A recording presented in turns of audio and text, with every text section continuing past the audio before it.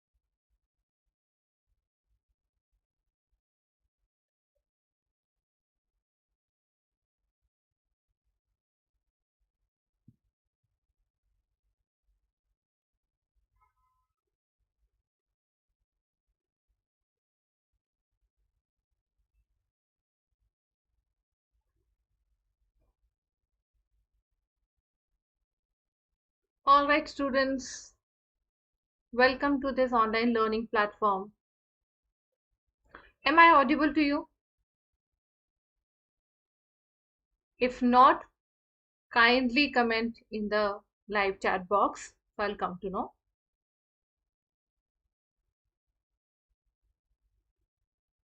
And if yes, then also comment in the live chat box.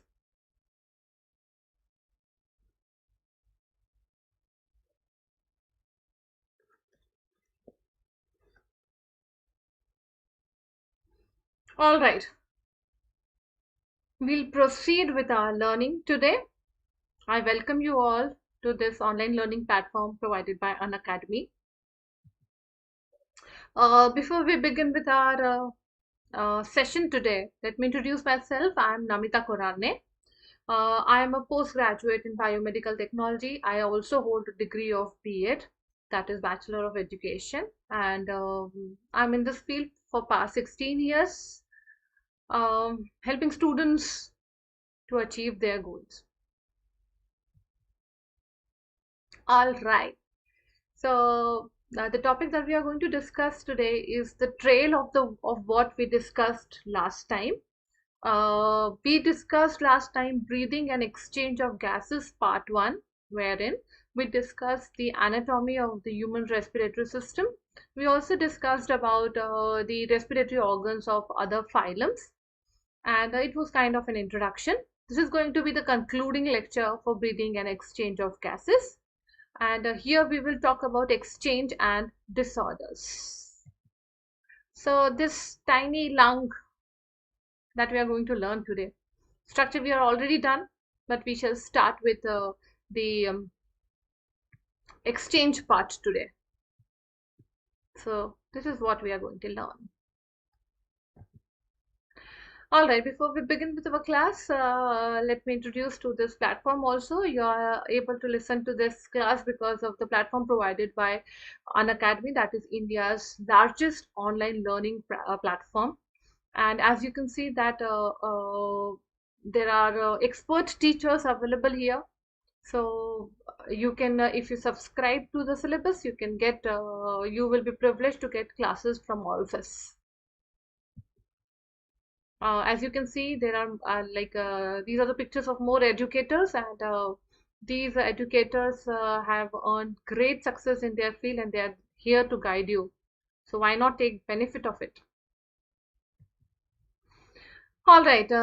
Why this platform? It's only because of some important reasons, though there are a number of them, but I would like to enlist few which are flashing right now on your screen. They are flexible schedule. There are live lectures, and if you miss those lectures, you can, of course, see the recording of it. You can select the language of your choice. Like right now, you have selected English, so you're listening to me. Unlimited practice papers are being provided by Unacademy, and that are really very useful. Okay, it doesn't give you a feel of sitting alone in the home like during this pandemic time. I know you are not able to meet your friends and peer group, but they are all available here online. You can chat with the educator also online. You can see who are the participants, and you can ask the questions, your doubts directly to the educator also. And on the Unacademy app, there are interactive polls also. So if you go to that particular application, you will be able to answer the questions through poll. So that's something really innovative, and it's learn anytime, anywhere. As you know that there are mock tests available. So if you subscribe to the syllabus and course, you'll be able to get all the mock test papers, and you'll come to know where does your preparation stands. As you know, it's a very tough competition. All right, now we come to the subscription part. The subscription, different sorts of subscriptions are available, like monthly or 6 monthly or annually or maybe for 2 years. But the entire curriculum requires at least 2 years. If right now you're a student of 11th and you are going to appear for this exam in year 2022, then one must subscribe for 2 years program. And if you like this video of mine, do use my subscription code and get additional 10% discount. You can download it from the App Store very easily. It's Unacademy Learning app, available by that name.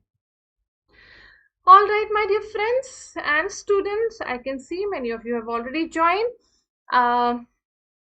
We will begin with our topic, that is exchange of gases. All right. Last time, if you had listened to my last lecture, that is breathing and exchange of gases part 1, there we talked about anatomy. We only talked about how does the air enter and leaves in, and what are the various parts involved, what are the muscles like diaphragm or intercostal muscles involved, etc. Those things we learned. But here we are going to actually look into the thing, what is the exchange of gases, right? So before we begin with the exchange of gases, always remember this is a simple phenomena. When we talk about a simple phenomena, I mean that the process is passive. What do you mean by a passive process? Anyone who can write in the chat box? A passive process is the one that requires no energy. No energy is used for it. It's a simple passive process. No energy is used. By no energy, we mean that no energy in the form of what? In the form of ATP. What do you mean by ATP? Yes, this is not required. So no ATP is required. It's a passive process. All right. Then what does it involve? It merely involves diffusion of gases. And what is diffusion of gases? Let us see.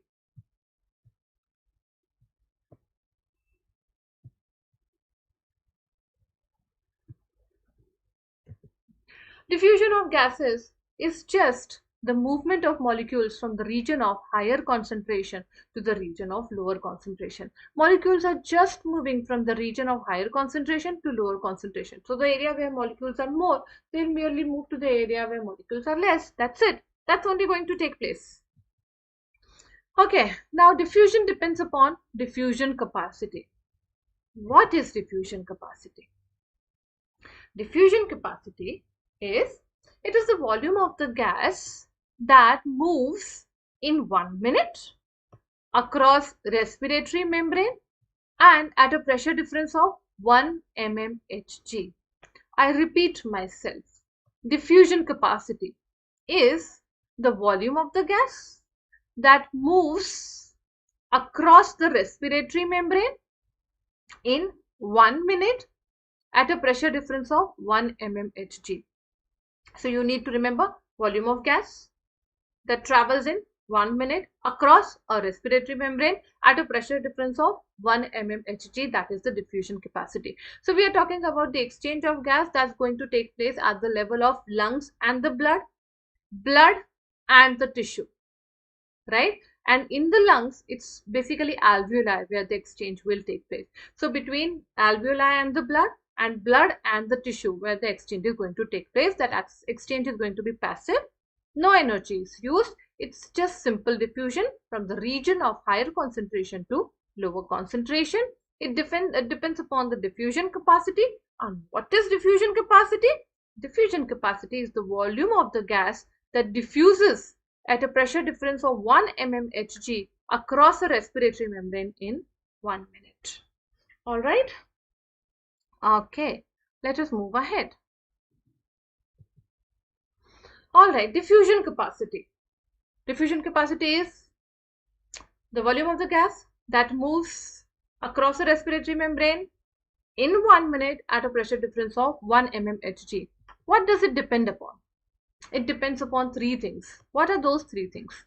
The thickness of the respiratory membrane, the solubility of the gases, and the partial pressure of the gases. Once again, the diffusion capacity. How much gas will diffuse in your body depends on three things. Number one, thickness of the respiratory membrane. What is the respiratory membrane? It's the membrane of alveoli and the blood vessel. That is respiratory membrane. We are in the next upcoming slide, we are going to learn more about it. All right. So it depends upon the respiratory membrane. It depends upon the solubility of the gases, how better gases are soluble in our body, and also the partial pressure of the gases. We are going to learn all these three in the upcoming slides. All right, if you look at the diffusion capacity of three important gases that are present in our atmosphere, what are the three important gases which are present in the atmosphere? They are nitrogen, oxygen, and carbon dioxide. If you do not look at this important note that I have written and I ask you what is the most diffusible gas, since all of you know that we are aerobic animals, we require oxygen, promptly it will come to your mind that oxygen should be most diffusible, right? But when you look at this node, see, diffusion capacity of carbon dioxide is 20 times more than oxygen, and diffusion capacity of oxygen is 2 times more than nitrogen. So I talked about three gases of the atmosphere: nitrogen, oxygen, carbon dioxide, right? So this is most abundant, second most abundant, and the third one which is present in the atmosphere. But if you look at the diffusible capacity or diffusion capacity, you'll find that the carbon dioxide is most diffusible. How many times? 20 times more than oxygen. And oxygen is 2 times more than nitrogen. All right. So we are talking about the exchange of gases. Exchange of gases takes place due to diffusion capacity of gases, and diffusion capacity of gases depends on three things: thickness of membrane, solubility, and partial pressure. And this is the diffusion capacity comparison between the three, wherein we come to know carbon dioxide has highest diffusion capacity among the three gases. All right, and nitrogen has the least. All right, and the three important factors: thickness of the respiratory membrane, solubility of the gases, and partial pressure of the gases. All right. Okay. Now, this is the diagram of our human respiratory system. And we had learned about this in detail last time. We are just going to give an overview of this. All right. So the air enters through the nose. So this area is external nostril. This is nasal passage. This is internal nostrils, and this particular area is oropharynx. Sorry, nasopharynx. oropharynx, laryngopharynx, larynx, trachea, bronchi, bifurcates into bronchioles and alveoli. So this is the path that our air follows, and it has to finally come to this level of alveoli. So when I talk about respiratory membrane, I'm talking about the membrane of alveoli and adjoining capillaries to it. What am I talking about? I'm talking about alveoli and the capillaries which are coming for oxygenation. So nearly this part. Exchange does not take place in this part, right? Exchange does not take place in this part, which means from external nostril till terminal bronchioles, there is no exchange. Exchange only take place in the alveoli region. All right. Okay. So air enters from nose, nasal passage, internal nostrils, pharynx, larynx, trachea, bronchi, bronchioles, and alveoli. Is that fine? If you have any doubts or queries or questions, kindly write them in the chat box. All right. The next part. All right. As you know that we said that the diffusion capacity depends on three things: the solubility, the partial pressure, and the thickness of the membrane. So the first part that we are going to learn is the respiratory membrane. Okay. All right. So diffusion membrane. This diffusion membrane is also known as respiratory membrane. The diffusion membrane is also known as respiratory membrane. It is made up of three layers. There are three layers in it. All right. And the total thickness is less than 0.2 mm. The total thickness is less than 0.2 mm. You can imagine how minute it is. All right. Okay. Now, this is an alveolar sac. One sac I have shown in this diagram, and this region basically makes that diffusion membrane. Can you see this region? This region makes the diffusion membrane. We'll repeat all the three layers very quickly. This is an alveolar sac. An alveolar sac is made up of squamous epithelium. Which epithelium? Simple squamous epithelium. Simple means single layer. Squamous means the cells are flat, and this simple squamous epithelium helps in the exchange part. Can you see this layer? This particular layer of alveoli. This is simple squamous. All right. It's placed very, very close to blood capillaries. Can you see blood capillaries? All right. So the epithelium that lines the blood capillaries should also be made up of some cells. Now those cells are endothelium. So alveoli is made up of squamous epithelium. Blood capillaries are made up of endothelium, right? And in between the two, there are basement membranes of them. If you remember structural organization, that's the chapter of NCERT 11, wherein they talk about tissues. In the tissues, it's always mentioned that the epithelial layer rests on the basement membrane. So squamous epithelium is also resting on a basement membrane. Endothelium is also resting on a basement membrane. Squamous epithelium is part of alveoli. So these are squamous epithelium. Below them, their basement membrane is present. And these are endothelial layers. They are also resting on their basement membranes. So basically, the basement membranes of both are held in between. So on one side, you have squamous epithelium, its basement membrane. On other side, you have endothelium and its basement membrane. So two basement membranes are present in between the two epithelia. All right. The thickness of the entire structure is less than 0.2 mm. Now this is very minute, and this is also important to notice that because of such thickness, this minute thickness, or it's very thin, that the word that I should use is it's very thin. Because of this thin layer, the gases can easily diffuse. That is why exchange of gases is simple diffusion from the region of high concentration to the region of low concentration. It does not require any energy. It's a passive process because the membrane itself is very, very thin. The gases do not have to do anything extra. They have to just move from the region of high to region of low. Is that part clear to everyone?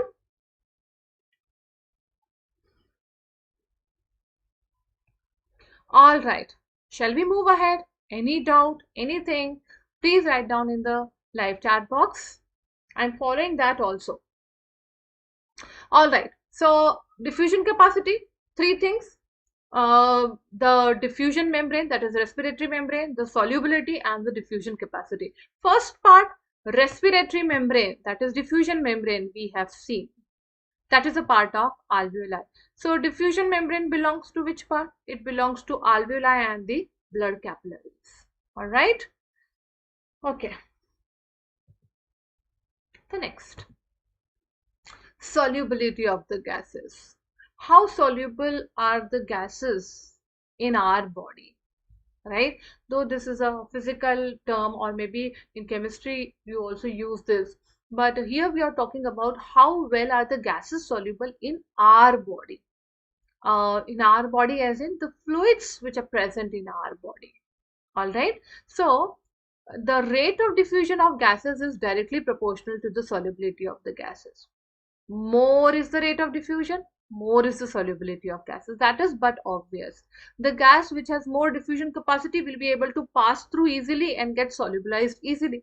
So solubility of gases is directly proportional to diffusion of gases. Now, do you remember that small note that I had mentioned there while we were discussing diffusion, that out of the three gases, nitrogen, oxygen, carbon dioxide, nitrogen has least diffusion capacity, rate of diffusion.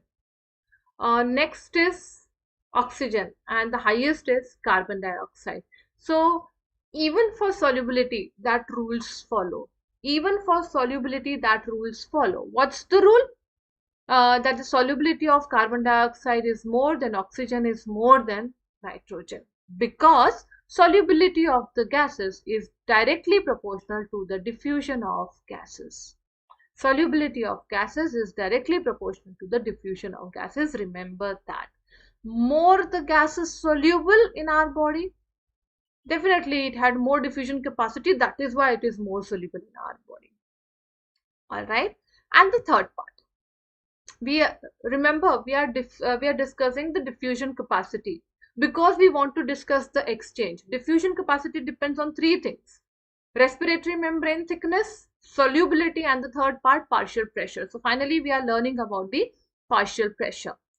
Partial pressure, if I tell you in a simple language, you have a glass chamber or something made up of glass, and you have some gases being added to that. Now you know that the molecules of gases have large intermolecular spaces between them. They do not get close to each other until unless you pressurize them. So if you give them enough space, they tend to move away from each other because they are free moving. They have more intermolecular spaces between them. All right. So in a jar, you have some amount of gas put in. Now those gas molecules find enough space and they start putting pressure on the walls of the glass beaker or whatever vessel that you have used. That pressure is known as partial pressure. Now here we had taken example of a glass, but in our body also the same applies. All right. We cannot learn biology in isolation. You have to have the background of physics and chemistry while learning the biological processes.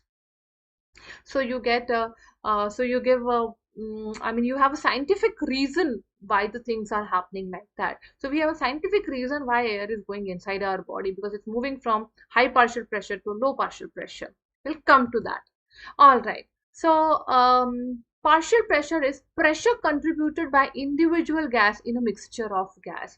So in that chamber, if you have carbon dioxide, nitrogen and oxygen, both the three are present in that chamber, then all the three of them will have different pressure. So the pressure contributed by individual gas in the mixture of gases is called partial pressure. Gases always move from the region of high partial pressure to low partial pressure. Gases always move from the region of high partial pressure to low partial pressure. So if you connect a chamber with high partial pressure with the chamber that's at low pressure, then the gases will definitely move towards the low pressure so as to bring an equilibrium. And always remember, while you learn chemistry or otherwise also, the things always tend to move towards equilibrium, except the living body. Living body never tries to get into equilibrium, because once you become at equilibrium, you're no more. All right, now coming to the factual part of this particular topic. Whenever I say PCO2, that is partial pressure of carbon dioxide. Whenever I use word PO2, that's the partial pressure of oxygen. All right, now we will look at the table that's showing the partial pressure of oxygen and carbon dioxide, and all the pressures are measured in mmHg. All right, before we move on to this, remember that air from the oxygen is moving from lungs to blood to tissues, and there it's done. Whereas carbon dioxide is moving other way around, from tissues to deoxygenated blood to alveoli or lungs. So when oxygen is moving, it's moving from atmosphere to tissues. When carbon dioxide is moving, it's moving from tissues back into the atmosphere. All right, here we go. All right, so this column tells you the name, the respiratory gases, that is O2 and CO2. And these are the columns which tell you where are they moving and what are their partial pressures. So atmospheric air, alveoli, deoxygenated blood, oxygenated blood, and tissue. Once again, we are learning about the partial pressure. Partial pressure is the pressure contributed by individual gas in the mixture of gases. Gases move from the region of high partial pressure to low. And these are the terms that we are going to use. Now, very interesting. Okay, now oxygen. We are breathing in air. We are not exclusively breathing in oxygen. That air comprises of everything, even the pollutants and dust particles, everything is present over there. Okay. Now, the oxygen in the air is at partial pressure 159 mmHg. The oxygen of the air is at partial pressure of 159 mmHg. Whereas in the lungs, at the level of alveoli, the pressure of oxygen is 104 mmHg. Once again, oxygen in the atmosphere, the oxygen that you're going to breathe, that atmospheric oxygen has pressure 159, whereas your lungs have some amount of air already present in the lungs. That air has 104 mmHg oxygen pressure, right? Now, as we know that the oxygen or any gas will move from the region of high partial pressure to low partial pressure. So this is a simple physical phenomena that's going to take place. Oxygen from atmosphere will enter into alveoli owing to difference in the partial pressure. The atmosphere has high partial pressure of oxygen in comparison to alveoli. So simple physically it will move in. Now when it is moving in, which means you are inspiring an air, and inspiration is going on. Okay, when inspiration takes place, the diaphragm becomes flat, sternum becomes outward, and the rib cage becomes upward, and the lungs cavity has increased and the air is moving in. All right, now from alveoli, that air has to enter into the blood. Which blood does it enter? What kind of blood is coming to alveoli? Anyone in the chat box can tell me that? What kind of blood is coming to alveoli?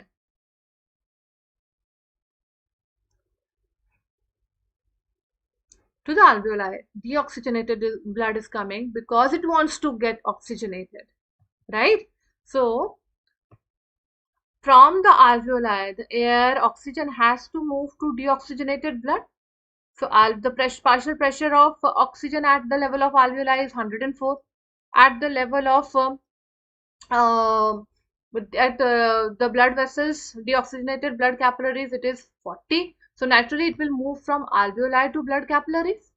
These blood capillaries are right now deoxygenated.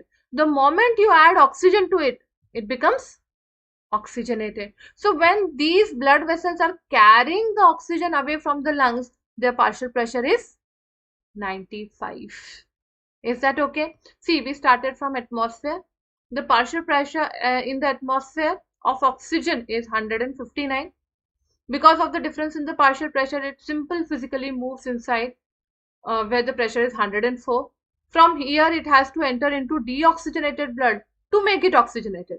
So initially, when the blood is not oxygenated, its partial pressure of oxygen is 40.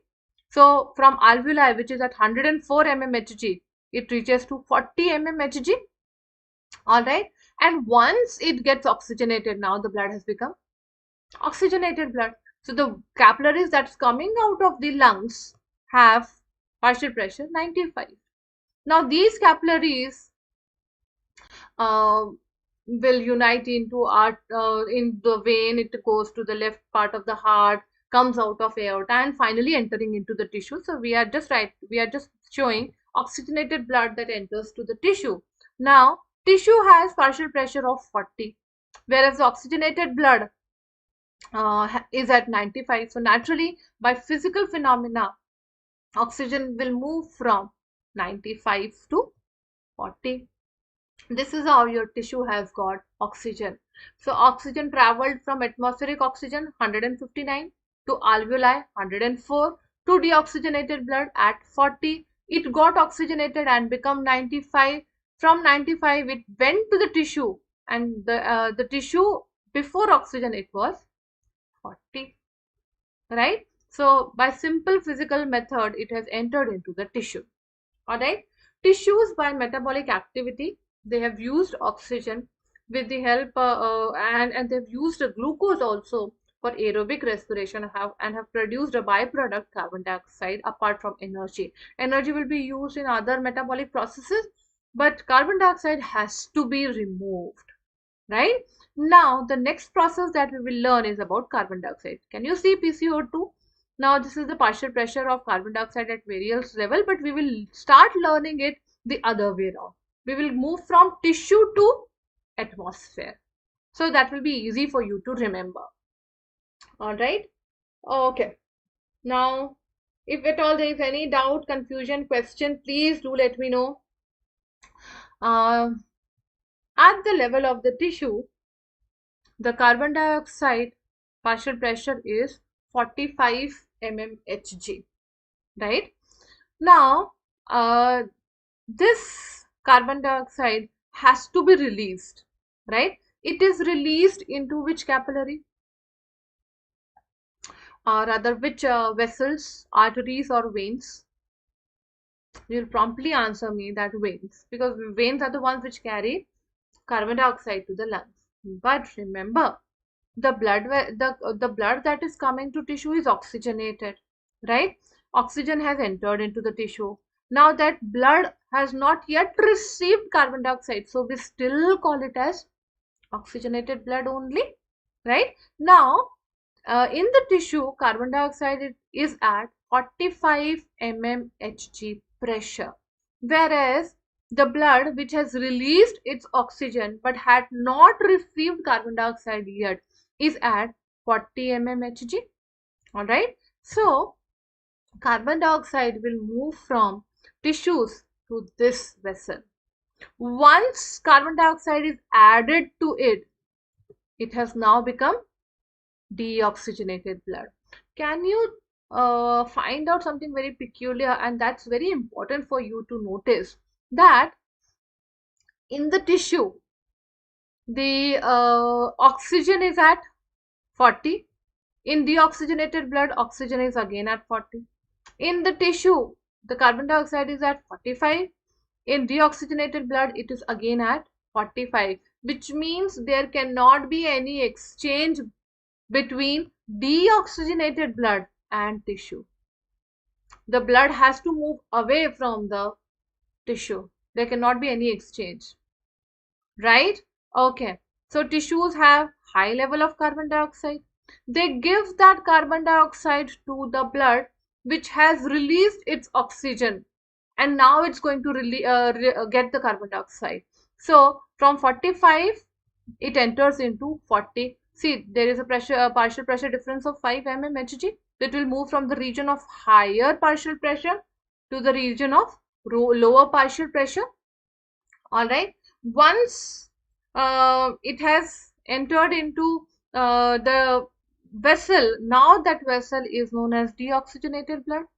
So both of them are at 45, 45, so there cannot be any exchange between them, right? Now this deoxygenated vessel reaches up to the level of alveoli. At the level of alveoli, carbon dioxide is at 40 mmHg, whereas deoxygenated blood is 45 mmHg. So there will be diffusion of carbon dioxide from deoxygenated blood to alveoli. All right, and between alveoli and atmospheric pressure, there is a huge difference. Alveoli at 40 mmHg, whereas atmospheric pressure somewhere near 0.3 mmHg. So this is how carbon dioxide is finding its way out of the body, from tissue to blood, which becomes deoxygenated after addition of carbon dioxide. This goes to alveoli, and from alveoli it moves outside. Is that okay to everyone? So if you look at the path of the oxygen, atmospheric oxygen at 159 enters into alveoli, 104. It oxygenates the deoxygenated blood, which was at 40. After oxygenation, it becomes 95. This blood moves to tissue. Tissue is at 40, so it can get all the oxygen required. Tissue itself has produced some carbon dioxide at 45, which is released into the blood, which right now has lost the oxygen and is waiting for carbon dioxide, right? So this was oxygenated blood only, which is waiting for carbon dioxide to make it deoxygenated. So at 45 in the tissue, carbon dioxide is released, at 40 in the oxygenated blood, and now it becomes deoxygenated. So both of them are at 45, 45. So there cannot be any exchange or rather backflow of the carbon dioxide from deoxygenated blood into the tissue. From deoxygenated blood, it reaches to alveoli, and from alveoli, it reaches to the atmosphere, right? Always remember, tissue has oxygen 40, carbon dioxide 45. Deoxygenated blood also has oxygen 40 and carbon dioxide 45. So there is no exchange of gases between deoxygenated blood and tissue. Very important point to ponder upon. All right. Okay. Now, diffusion capacity, we learnt about respiratory membrane, that is at the level of the alveoli and the blood vessels where the actual exchange takes place. There are two physical factors which are involved. One is solubility of the gases, which is highest for carbon dioxide, and then the partial pressure, which is the pressure exerted by an individual gas in the mixture of gases. All right. Okay, this is very, very, very, very important, because many a times, many questions are asked from this. Okay. All right. Now, the next one. Now, this is the diagram, very important diagram. Many times from this particular diagram, only a number of things are asked. As you can see, what we have learned in the table, the same thing is given in a diagrammatic form. It's better to learn it from table and then look at the diagram, because otherwise diagram is very, very confusing. But I'm showing this diagram because from this similar diagram, the questions could be asked. All right. Okay. Now, this is an inspired air, the air that you are inspiring. Follow this pointer, laser pointer very carefully, so that whatever you have understood in the last that table is shown here in the diagram. The inspired air has oxygen at 104, has carbon dioxide at 40. All right. Now oxygen at 104. This oxygen goes into the pulmonary vein, right? Now pulmonary vein is the vein that is bringing oxygenated blood to the heart, right? So oxygen at 104 goes into the pulmonary vein, right? Because the blood here was at low partial pressure, so oxygen can easily move into the blood.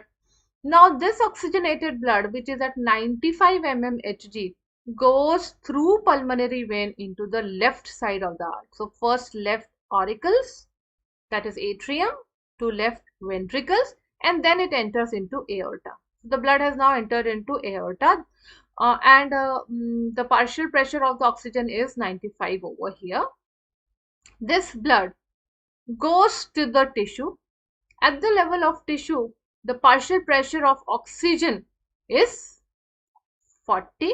So oxygen will enter into the tissue, whereas carbon dioxide, partial pressure of carbon dioxide was 45, and partial pressure of carbon dioxide in the blood was 40. So carbon dioxide will now enter into the blood, and now this blood is known as deoxygenated blood, right? By deoxygenated, though the word says deoxygenated, which means removal of oxygen, but here addition of carbon dioxide is also involved, right? So oxygenated blood from alveoli through pulmonary vein enter into the left side of the heart, from atrium to ventricles, enters into aorta, from the aorta through the bifurcated arteries and arterioles, and it comes to the tissue. At the level of tissue, the partial pressure of when it comes to the tissue, the partial pressure of oxygen in this particular blood was 95, but the partial pressure of oxygen at the tissue was 40. So it moves from the region of high partial pressure to the region of low partial pressure, and oxygen has got into the tissue. The tissues have produced their own carbon dioxide, which is at 45 mmHg, whereas in the blood the partial pressure of carbon dioxide is 40 mmHg. So this carbon dioxide will get into the blood. Now this is called deoxygenated blood. This deoxygenated blood after receiving carbon dioxide has now become 45 mmHg. This deoxygenated blood through three ways, that is superior vena cava, inferior vena cava, and coronary sinus, will enter into the right atrium, from right atrium into right ventricle to pulmonary artery, and this deoxygenated blood finally comes at the level of alveoli again for oxygenation. So the whole cycle is complete. So what you learned in that table, that tabular explanation is given in the form of diagram over here, and this diagram is very, very important. Sometimes the diagram is shown and some labels are not given, so you need to remember the partial pressure of alveoli, of the oxygenated blood, of the deoxygenated blood at the level of tissue also. All those partial pressures you need to remember. For that we have that table.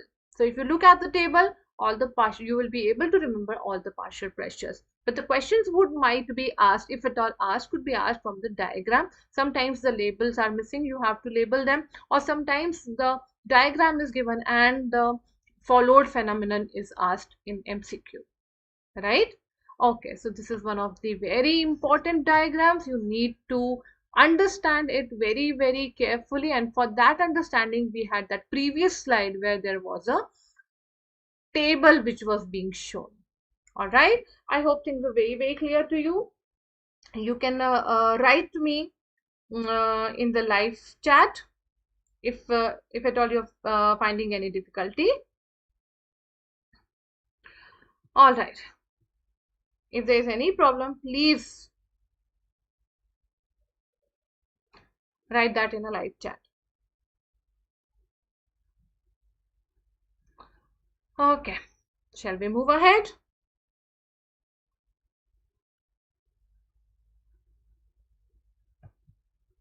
Fine. Now finally we talk about transport of gases. All right, that air has come to the alveoli. From the alveoli, the oxygen has to enter into the blood. All right, but which part of the blood will carry oxygen?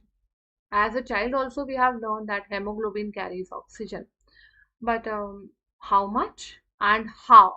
Because now you're not a child, you're going to be future doctor, so you need to know how the blood carries oxygen and carbon dioxide. So the next part that you're going to learn is transport of gases. In transport of gases, the first thing that we are going to learn is transport of oxygen. The first thing is transport of oxygen. All right. Now, oxygen is coming from atmosphere to alveoli, and from alveoli into the blood. In the atmosphere, it was 159 mmHg. At the level of alveoli, 104.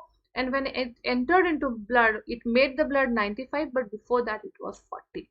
All right. So it is always moving from the region of high partial pressure to the region of low partial pressure. Once it enters into the blood, where does it go? If you remember, it's a very simple thing. Blood has got two important parts: the liquid part and the cells part. The liquid part is known as plasma, and there are three types of cells suspended in it. They are RBCs, WBCs, platelets. Blood has got two parts: liquid, plasma, cells is the second part. And the cells are of three types: RBCs, WBCs, and platelets. But here the cells which are important to us are only RBC. So we'll only talk about plasma and RBC, right? Okay. So the oxygen travels in the blood in two forms: in the plasma and in the RBC. The oxygen gets dissolved in the blood plasma because blood plasma is 90 to 92% of water, and oxygen can dissolve in water. So it gets dissolved in that plasma, but that percentage is only 2 to 3%, which means whatever volume of air that you are breathing in that air, the oxygen part that you have, out of that 2 to 3% will be dissolved in the blood plasma only. Then where will the rest 97 to 98% go? That rest 97 to 98% will combine with hemoglobin. All right. Where is hemoglobin present? Hemoglobin is the part of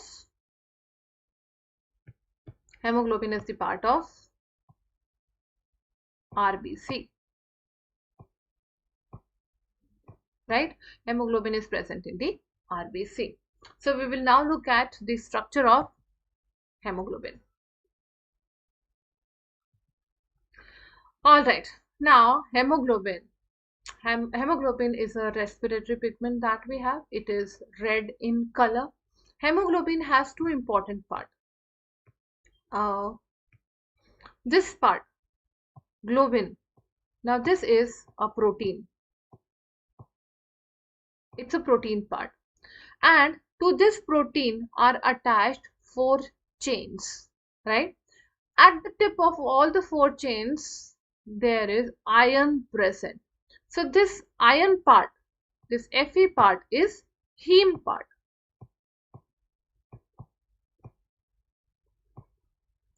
This is a heme part.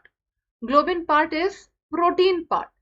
Globin part is protein part, whereas iron part is a heme part. Now heme part is again divided into two, porphyrin and iron, but we will only talk about the iron part. All right. Okay. Hemoglobin is a respiratory pigment. It is red in color. At the base of it, or at the center of it, you find globin. Globin is a protein. That globin protein has four chains. At the tip of each chain, there is heme present. That heme is actually porphyrin and iron. An atom of iron is present in that, right? That is hemoglobin. Now to that,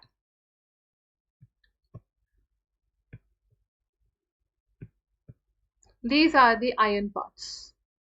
To these ions is attached the oxygen that we have inhaled. So this is how it looks like. This is hemoglobin.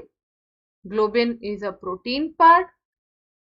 The heme part contains iron along with porphyrin, and this part gets attached to oxygen. So how many iron are there in one hemoglobin? 4 iron. Why?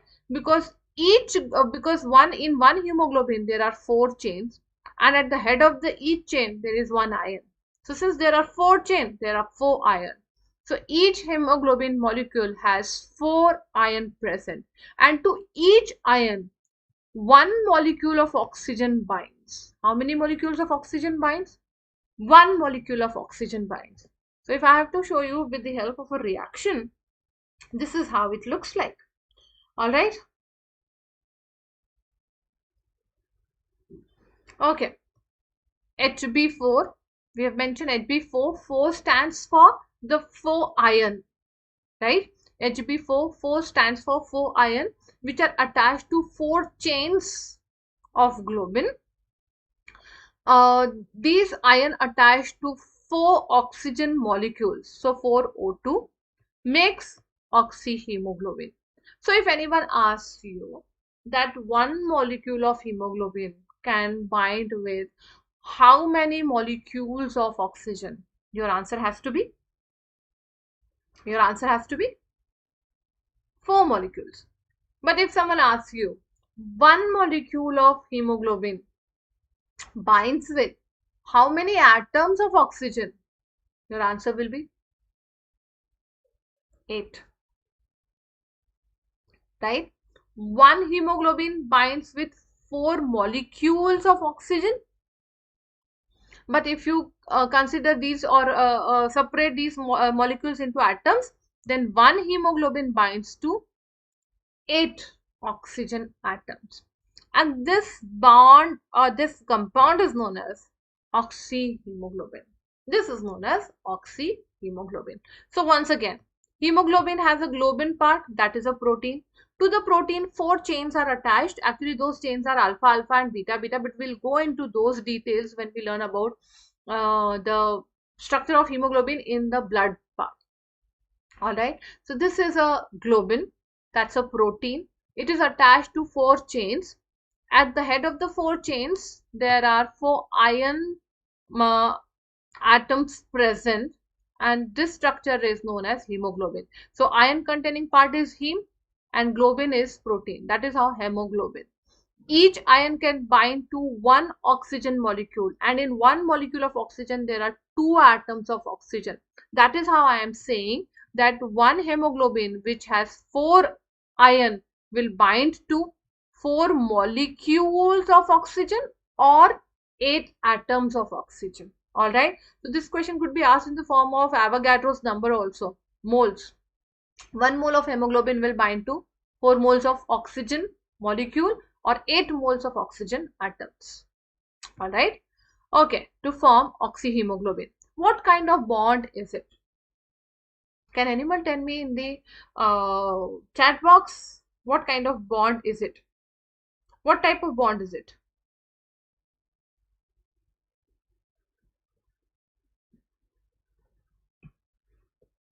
Is it going to be a ionic bond? But ionic bond are very, very strong. If you have such strong bond, ion will not release its oxygen and your cells will die in the deficiency of oxygen. Let us see. The bond between iron and oxygen is a coordinate bond. The bond between iron and oxygen is a coordinate bond. It's a loose bond. It's not a strong bond. It's a loose bond. And the compound oxyhemoglobin is an unstable compound. Right? This binding between hemoglobin and oxygen is reversible. Right? And iron is present in the ferrous form, that is +2 form. Now this is very, very important. Iron is present in the ferrous form. Very, very important. This particular thing. Iron is present in +2 form. It's very, very important. All right. Once again, the bond is a coordinate bond. Neither is it's a complete covalent bond or an ionic bond. It's a coordinate bond. It's a loose or a weak bond. The compound formed is not stable. Don't think once the oxygen has bond to the hemoglobin, now it will be for lifelong. No, Baba. The oxygen has to be released at the level of tissue. That bond cannot be stable. That's the reason you have an unstable bond. It's bond for only some time. The moment it reaches to the tissue where there is a partial pressure difference, oxygen will get released and enter into tissue. It's not a lifelong bond, all right, and not a stable bond. It's a weak or a loose bond, it's an unstable bond, and that bond is reversible. That is, the binding of hemoglobin to oxygen, this oxyhemoglobin, very easily can break down into hemoglobin and oxygen, and this oxygen can be released into the tissues. All right, and iron is present in the ferrous form. Iron is present in the ferrous form. Right? So coordinate bond, weak bond, unstable compound. Oxyhemoglobin is an unstable compound. It's a reversible process, and iron is present in the ferrous form.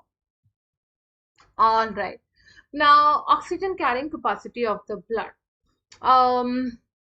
If you look at the mathematical data or statistics of it, 1 gram of hemoglobin. See, right now we had been talking about, earlier we had been talking about the molecule, but we cannot talk about one molecule of hemoglobin when we have a large body as ours, multicellular animals. So you have to have certain measurement units which you can think about, like grams or mls. All right. So for the ease of understanding, we are taking them as 1 gram.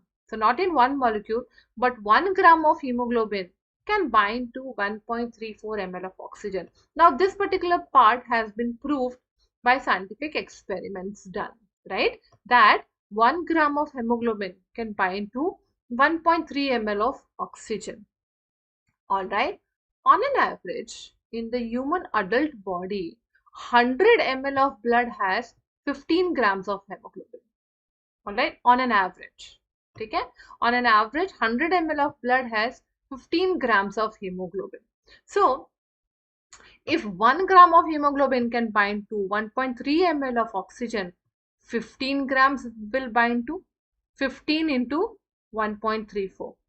15 into 1.34. So you'll get about, the answer is 19.4 ml, which we approximately take as 20 ml. So 100 ml of blood, in 100 ml of blood, there is how much oxygen?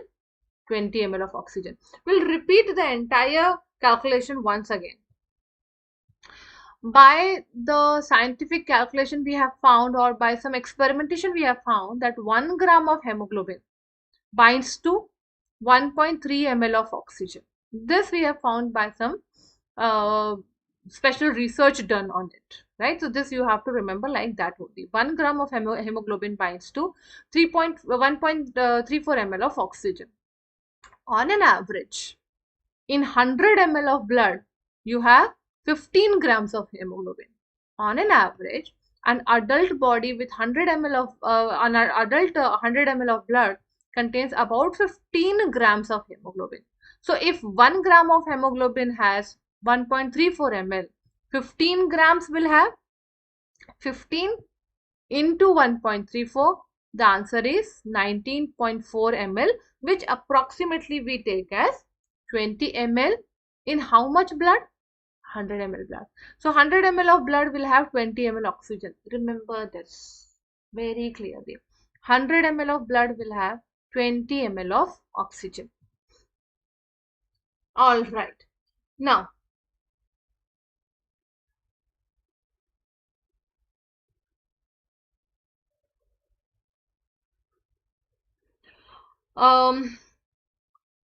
lungs, artery, tissue, vein, and the blood is going to travel in this, and the oxygen and carbon dioxide exchange will take place. Remember, 100 ml of blood will have 20 ml of oxygen. So here at the level of the lungs, the partial pressure of oxygen is 104 and partial pressure of carbon dioxide is 0.3. Now, the blood has come for oxygenation, and since in the blood the partial pressure of oxygen is less, from the lungs, that is from the alveoli, the oxygen is entering into the blood, right? How much oxygen? 20 ml of oxygen per 100 ml of blood. Now this has entered, and where it has entered? It has entered into the artery. So now in the artery, the partial pressure of oxygen is 95. This oxygenated blood is now moving to tissue. All right. How much oxygen is present? 20 ml oxygen. In how much blood? 100 ml. So you have to calculate it for 5 liters accordingly, because on an average an adult human body has 5 to 5.5 liters of blood. I'm giving calculation for 100 ml. So if at all in the examination you are asked for entire human body, please be that much alert that you have to convert this 100 ml and use the calculation to make it into 5 liters. All right. So in the lungs, the partial pressure of oxygen is 104. The blood that has come has less partial pressure of oxygen, so oxygen has moved into that blood. That blood is now oxygenated. It contains 20 ml of oxygen per 100 ml of blood. Now this after receiving the oxygen, its partial pressure has increased to 95. This oxygenated blood is going to tissue. In the tissue, the partial pressure of oxygen is 40. Here the partial pressure is 95. Naturally, the oxygen is going to move from the region of high partial pressure to the region of low partial pressure. Now, oxygen, how much oxygen was there? 20 ml. Tissue only takes 5 ml of oxygen. Tissue only takes 5 ml of oxygen. Are you realizing this? In the body, the blood has, oxygenated blood had 20 ml of oxygen. When it went to tissue, tissue has taken only 5 ml of oxygen. Remaining 15 is still there, right? Now this happens normally, under a normal condition, when you're not exercising or doing any strenuous activity. You are doing some your own work which does not require much physical movement. Which means now the blood that is going away from the tissue is deoxygenated blood. This deoxygenated blood still has oxygen. How much? 15 ml. This 15 ml oxygen, if you want to use, you have to work. Until unless you show any physical activity, extra oxygen will not be absorbed in the body. The body only absorbs 5 ml of 20 ml. Remaining 15 ml goes in the deoxygenated blood only. Though we call it deoxygenated, it still has oxygen present in it, right? But in addition to oxygen, now tissue has added carbon dioxide also to it. So carbon dioxide from the region of partial pressure region of 45, and here it is 40, so carbon dioxide by simple diffusion moves into it. So apart from 15 ml of oxygen, it will also have carbon dioxide, but it does have oxygen, right? Now this deoxygenated blood is carried by vein, and from veins to heart, and finally to lungs, and it again gets oxygenated. Is that okay? All right. Now the NEET examination, as far as the examination is concerned, the syllabus is as per NCERT, but application based questions are definitely asked. You cannot say that they are out of syllabus. All right, which means that some concept is mentioned in the NCERT and you have to think and answer. All right, that's the application based. You have to apply that concept to that particular question and get the answer out of it. Fine. So this is how the movement of oxygen takes place. Once again, 1 gram of hemoglobin can carry 1.34 ml of oxygen. Normal human adult in 100 ml of blood contains 15 grams of hemoglobin. So if 1 gram has 1.34 ml, now this as a child we have already done in mathematics calculation. If 1 gram is for this much, 15 grams will be for how much? And the answer comes 19.4 ml. So 19.4 approximated to 20 ml is the amount of oxygen present in 100 ml of blood. Now, out of 20 ml of oxygen which is present in 100 ml of blood, artery provided to tissue, but tissue only use how much? To your surprise, it's only 5 ml which is used. The rest 15 ml is still present in the oxygenated blood. Now, if you want to make maximum use of oxygen, you have to do the physical activity. Otherwise, this oxygen will not be used up. All right. Now, this deoxygenated blood, to which carbon dioxide is also added, goes to the lungs. And from the lungs, carbon dioxide is moved out. Everywhere you can see the difference in the partial pressure: 104, 95, 40, 40, and here again it's going outside. right?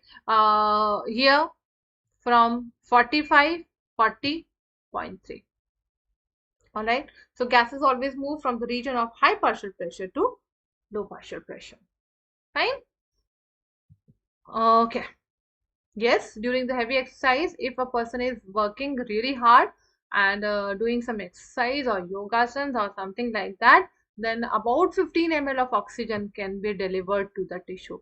So unlike 5 ml, which is in the normal condition, it can exceed up to 15 ml during the exercise, and that is why people are advised to do exercise so that they can make use of maximum oxygen present in their blood. Okay, now oxygen dissociation curve. Oxygen dissociation curve, hemoglobin oxygen dissociation curve. Now this symbol of signifies it's very important. Oxygen hemoglobin dissociation curve. Please see how are we going to learn it. But before we start learning it, there are few terms that you need to know. All right. Now, um, first oxygen. The amount of oxygen that can combine with hemoglobin is determined by its partial pressure. So, if oxygen is combining with HP, that is hemoglobin, now that can be determined by its partial pressure. Okay, oxygen combining with hemoglobin is determined by its partial pressure.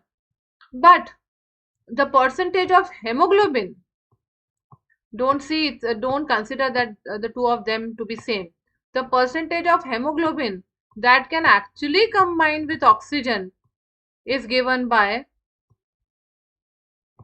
the percentage saturation of hemoglobin. Right? I will repeat myself.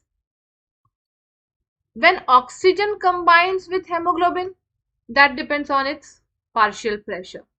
But the percentage of hemoglobin that can combine with oxygen is determined by saturation of hemoglobin, right? Saturation, you have learned about saturation in, I think, NaCl and sugar in your lower classes, that you have 100 ml of the liquid or water and you are adding NaCl to it.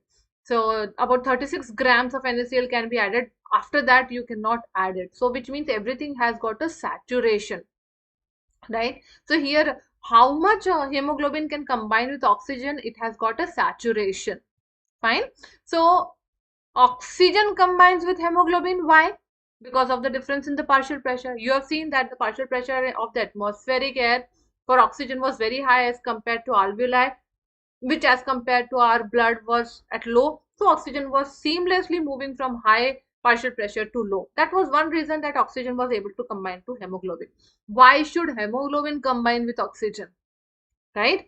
So that percentage of hemoglobin that combines with oxygen is determined by saturation of hemoglobin. When you try to plot a curve between the two, we call it as the oxygen dissociation curve. When you, in order to derive the relationship between the partial pressure of oxygen and percentage saturation of HB, there is a graph. That graphical presentation is known as oxygen dissociation curve. Very important. All right, and it is an S-shaped curve. Fine. We will look into the curve now, but you need to be very thorough with these two things. Oxygen is entering in your body because of, first thing, difference in partial pressure. So that was the reason that oxygen combines with HB. But why would HB combine with oxygen? It has got a certain saturation percentage. That is known as percentage saturation of hemoglobin. When you plot a graph between the two to show the relationship, that graph is known as oxygen dissociation curve, and it is always S-shaped. All right, any doubt, any confusion, please do let me know. All right, now this is the oxygen dissociation curve. If you look at this, this is an x-axis. On the x-axis, we have plotted partial pressure of oxygen in mmHg, 20, 40, 60, 80, 100. And here is the percentage saturation of hemoglobin with oxygen, which varies from 20, 40, 60, 80, 100. Now this is a y-axis. All right, this is x-axis, which has partial pressure of oxygen in mmHg, and this is y-axis with the percentage saturation of hemoglobin with oxygen. When you increase the partial pressure of oxygen from 20 to 40 to 60 to 80 to 90 and very close to 100, you will find that hemoglobin slowly gets saturated, and finally, as you can see, it reaches up to 100. All right, now to be really honest, hemoglobin never gets saturated 100%. The maximum saturation that it can reach is only up to 97%. Thanks to the pandemic, most of us have got that thermal, the thermometer kind of a thing, digital, and some of us, we also have oximeter, which tells you about the percentage saturation or the oxygen present. It's nothing but this only, right? And if you have calculated it for you, you would have found that it doesn't reach 100. It's less than 100 only, right? And under normal condition, it reaches maximum up to 97%.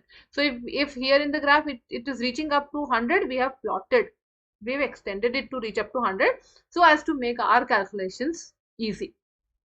All right, now in this graph you can see that as you increase the partial pressure, the saturation of the hemoglobin increases, and that is how you get this S-shaped curve, a sigmoid curve you have got. All right, now from the curve you can see that this is 100. We have extended the graph till 100. Can we find out 50 on y-axis? Here it comes, right?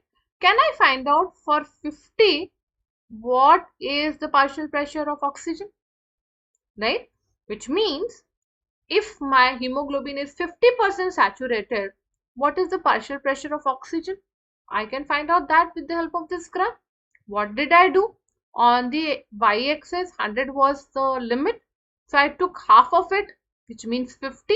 And for that 50, I tried to find out the partial pressure. Can we do that? Like this? Yes? Can you see? From 50, and it is reaching somewhere around here. Now this is very important. This is known as P50. P50 is when 50% of hemoglobin gets saturated by oxygen. So on the graph where it is 100%, you find out the 50%, find oxygen level of it, and that oxygen level at which 50% of the hemoglobin gets saturated is known as P50. P50 is when 50% of hemoglobin gets saturated by oxygen. And P50 is inversely proportional to the affinity of hemoglobin for oxygen. Oh, blah, blah, blah, too much, right? Don't get confused. I'll show you here. But first try to learn about the graph. X-axis partial pressure, y-axis percentage saturation. When you plot to find an S-shaped curve, you find the upper limit of it, 100. As I told you, it never reaches 100. It's maximum up to 97%. From the upper limit of y-axis, you find out the half of it. In this case, upper limit is 100. So we find 50. So 50 corresponding value of oxygen you find out over here. And this point is known as P50. So P50 is partial pressure of oxygen at which 50% of hemoglobin is saturated. Partial pressure of oxygen at which 50% of hemoglobin is saturated. Alright, that is known as P50. Now suppose this saturation reaches over here. This saturation is reaching, I'll show you. If this saturation is reaching over here, is reaching early at low partial pressure, which means at 20 only 50% of the hemoglobin is saturated. We are assuming that at the partial pressure 20 only 50% of hemoglobin is saturated, which means hemoglobin is showing high affinity for oxygen, right? And it also might happen that even at 60%, 60 partial pressure, 50% has not reached, which means oxygen has less affinity for hemoglobin. That is why I am saying that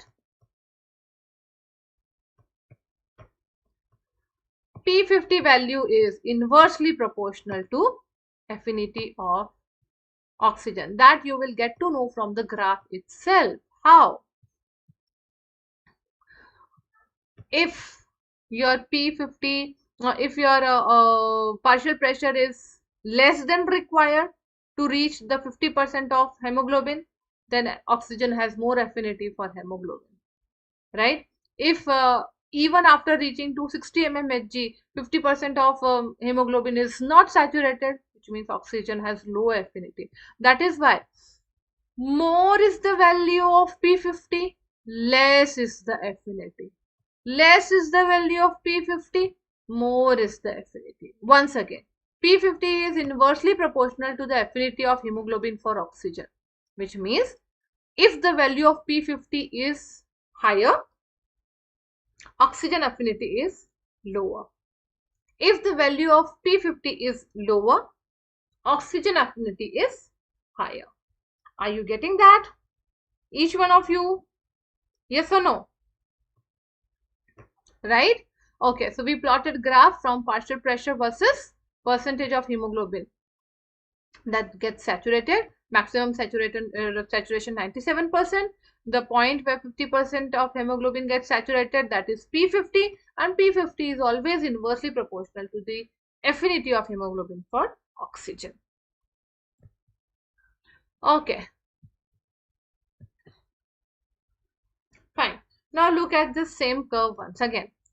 Here, the curve, the one in the black is a normal curve, but the one here in the red is a little shifted towards right.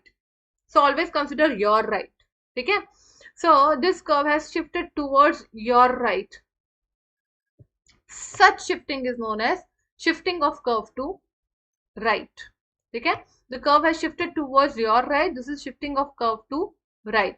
Now, if the curve is shifting towards right, which means it's getting saturated quite easily, right? Which means that the value of P50 has increased, which means that oxygen will dissociate easily from hemoglobin. If your curve is shifting towards right from the normal, which means the value of P50 has increased, which means affinity has decreased. If affinity has decreased, oxygen can no longer stay associated with hemoglobin and oxygen will get dissociated from the hemoglobin. What are the factors that causes dissociation of oxygen from hemoglobin? If the concentration of H plus ion, the hydrogen ion concentration in our body increases, acidity increases, then it causes dissociation of oxygen from hemoglobin. If the temperature of the body increases, again causes oxygen to dissociate from hemoglobin. During pregnancy, now in the pregnancy, there is the developing fetus has more requirement of oxygen. So oxygen dissociates from the hemoglobin easily so that oxygen can pass to fetus. All right. During exercise, oxygen dissociates easily. You know that if you are not exercise, only 5 ml of oxygen is used. If you are exercising, 15 ml of oxygen is used. So oxygen gets easily dissociated from hemoglobin during exercise. Anemia, oxygen is not being carried that easily and it gets dissociated. High altitude, if you're climbing to high altitude, in the high altitude oxygen, the level of oxygen itself is very, very low. So the association becomes difficult between oxygen and hemoglobin. This is called hypoxia. If the concentration of CO2 in your surrounding air increases, then also oxygen dissociates from hemoglobin. All right, and then there is this one molecule which is known as 2,3-DGP. This is present in the RBC. This causes oxygen to dissociate from hemoglobin. Otherwise, how will oxygen go to the tissues? All right, so in the examination, if you are shown a normal curve and then there is one more curve that is shifted towards the right, this is known as shifting of curve to the right. What are the probable conditions or the reasons for it? Point number one, P50 has increased, which means the affinity of hemoglobin for oxygen has decreased because they are inversely proportional. And because of that, oxygen will no longer get attached to hemoglobin. It will get dissociated very, very easily. So P50 increases, affinity of oxygen decreases, and oxygen dissociates from hemoglobin. What are the factors under which it happens? High H plus ion concentration, increase in acidity in the blood, high temperature, pregnancy. In pregnancy, as I told you, there is a fetus, developing fetus inside, that has more requirement of oxygen, and so it happens. During the exercise, anemia, high altitude, you are climbing to the higher altitudes, you experience hypoxia.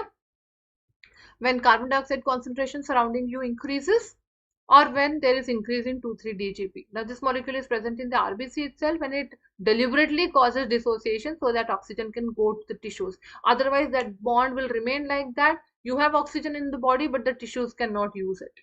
Alright, so for that matter you have 2,3-DGP. And this is, remember, this is black one is a normal curve, and this has shifted towards the right. Alright. Okay. If the curve shifts towards the left. Now here, this is a normal curve, and this is the one that has shifted towards the left. The curve has shifted towards the left. Alright, so whatever conditions that you learned for shifting towards the right, absolutely opposite of that is happening when the curve shifts towards the left. There P50 was increasing, here it is decreasing.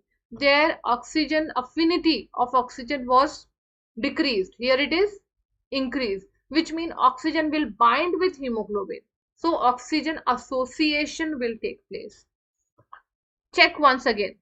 P50 has decreased, which means affinity has increased, which means oxygen association with hemoglobin will increase. What are the factors? When there is low acidity, low H plus ion concentration, the temperature is lowering down. Fetal hemoglobin. Fetal hemoglobin is always to the left so that it can withdraw oxygen from mother. So mother is showing right curve, fetus is showing left curve. Please remember that. The mother will show the right shift, whereas the fetus will show the left shift. Low carbon dioxide and decrease in 2,3-DGP. Again, this is present in the RBC, and it causes association of HB at the level of alveoli and blood. So at the level of alveoli and blood, 2,3-DGP decrease so that oxygen can bind to it. By the time it reaches to tissue, it increases so that oxygen can get removed and go into the tissue. Alright, so if the curve shifts towards your left, it is called shifting to the left. Conditions: P50 decreases, affinity of oxygen increases, oxygen gets associated with hemoglobin, and the factors are low H plus ion concentration, low temperature. Fetal hemoglobin always shows the left shift, whereas pregnant women shows the right shift, low CO2 and decrease in 2,3-DGP. All right. Okay, any doubt, any question, please do ask.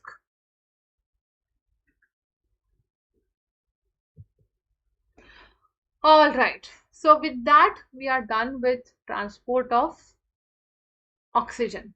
The oxygen gets transported 3% in the plasma and 97% in the hemoglobin. The actual transport we will see right down along with carbon dioxide, but we'll quickly revise the carbon dioxide.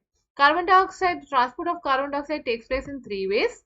Those 3 ways are: number 1, it gets dissolved in plasma. You know its diffusion capacity is highest. So 7% of carbon dioxide gets dissolved in plasma, about 0.3 ml per 100 ml of the blood.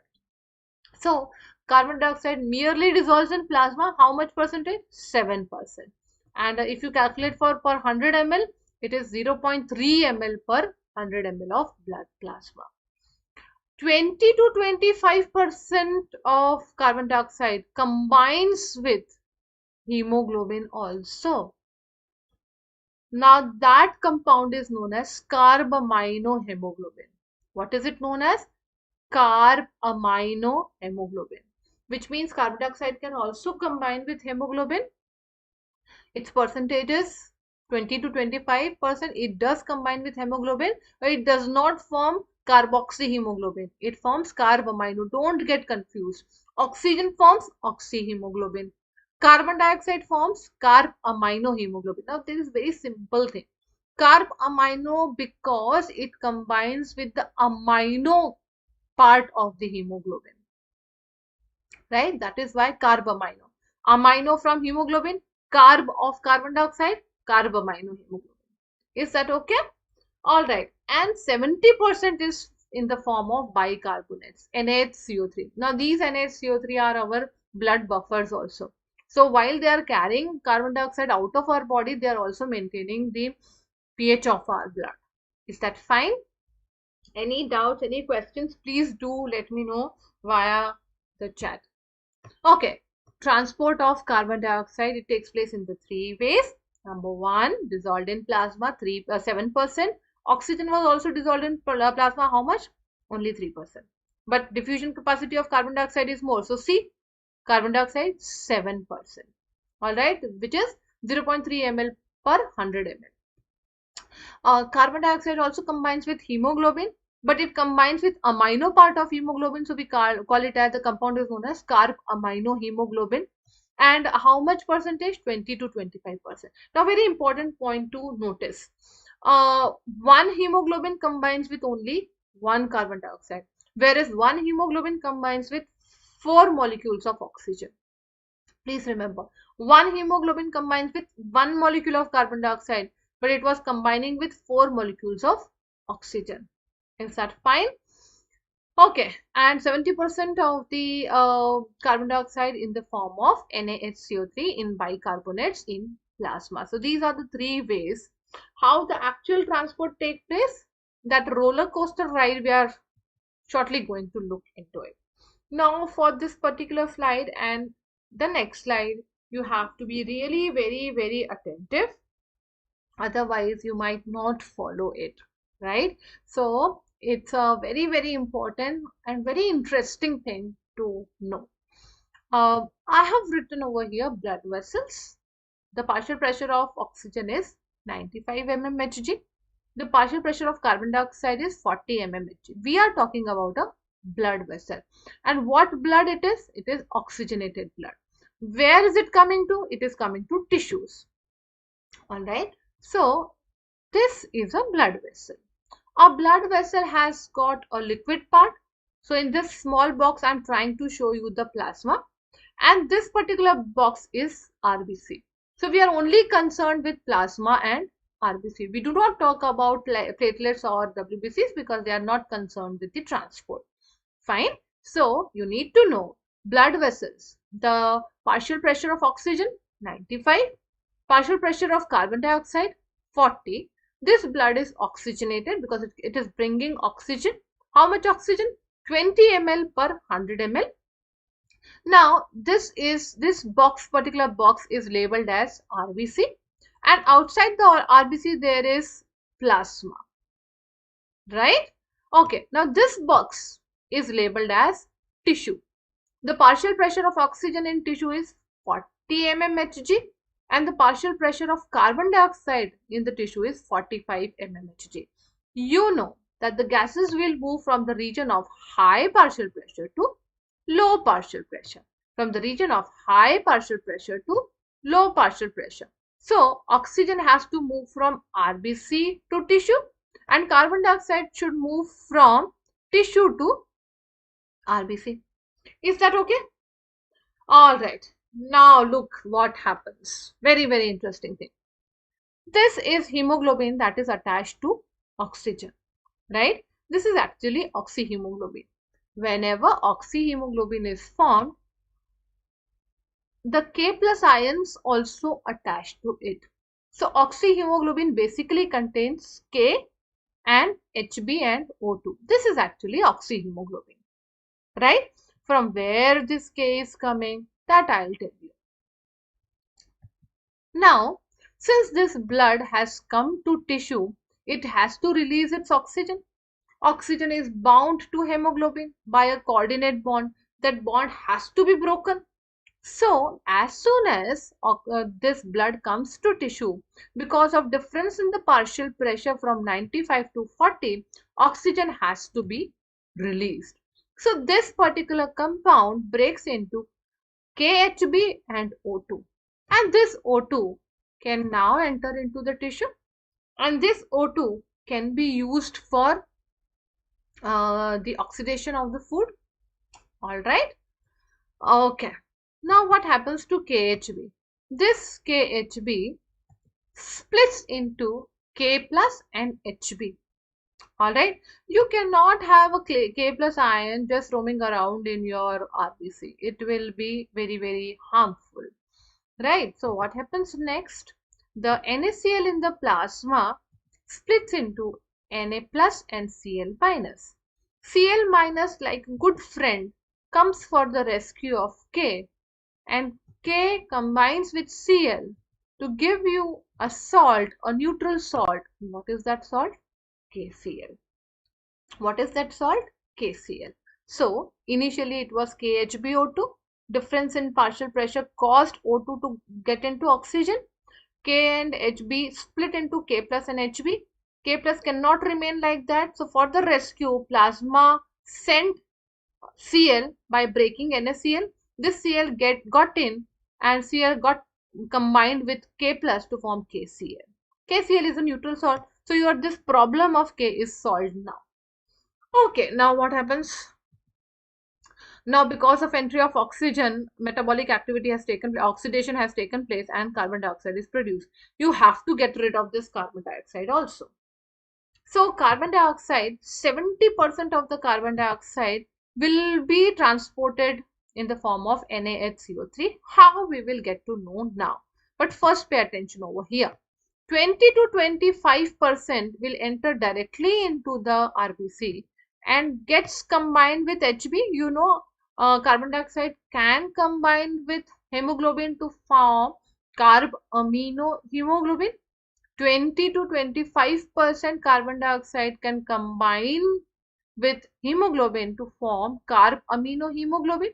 This is a carb amino hemoglobin. So 20 to 25% carbon dioxide is bound to hemoglobin. Why hemoglobin? Because this hemoglobin is free now.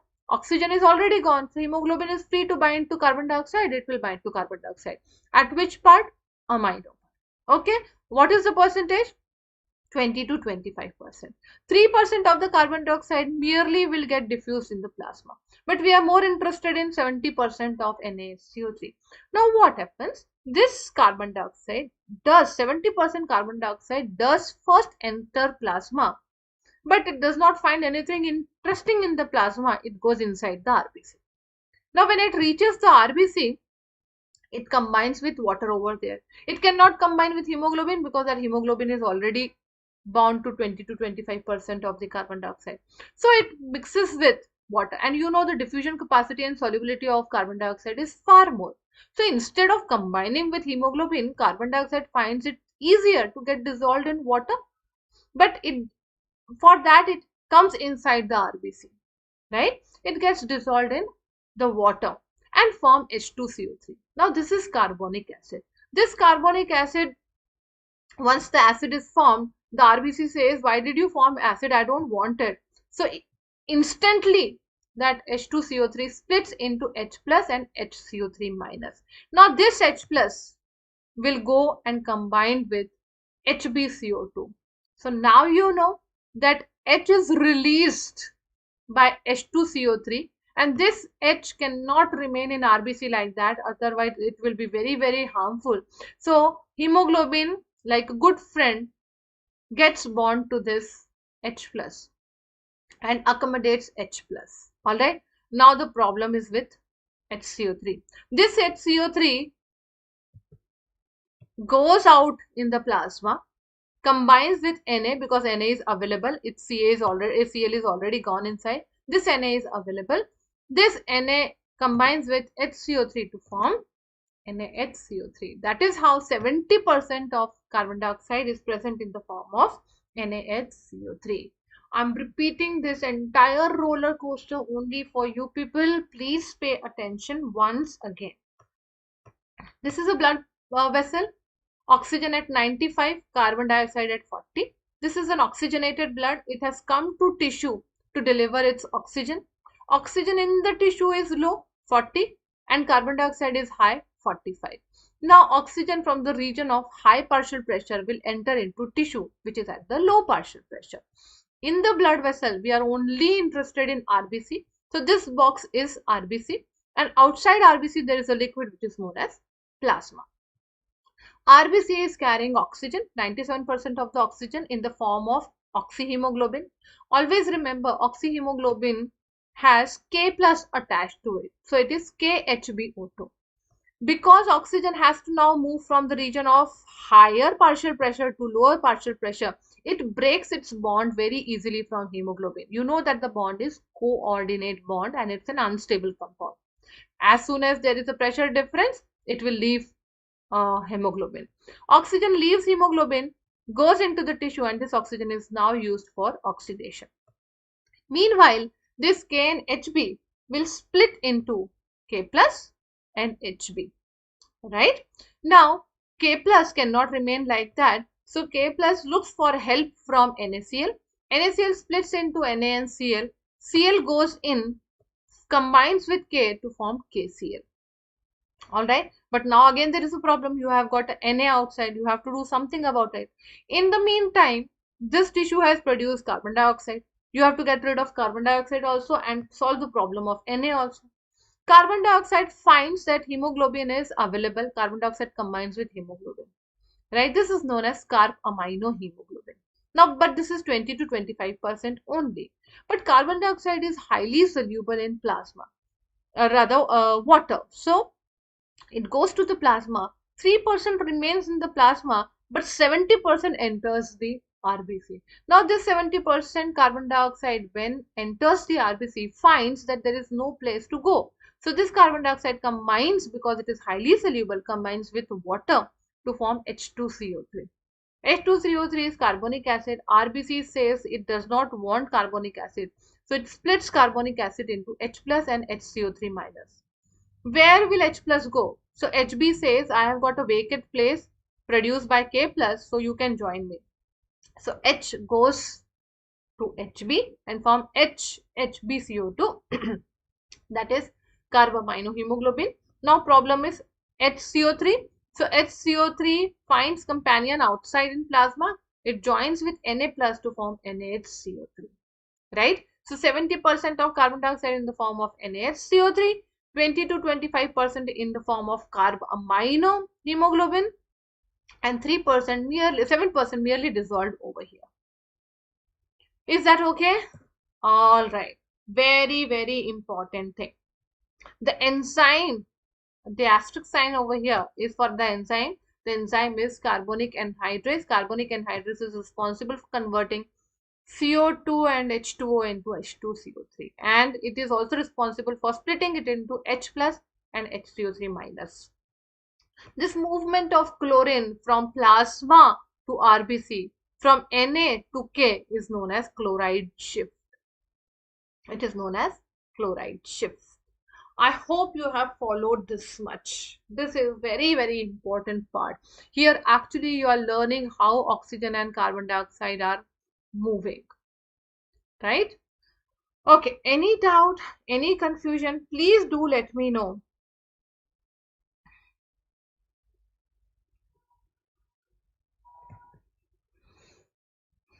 All right.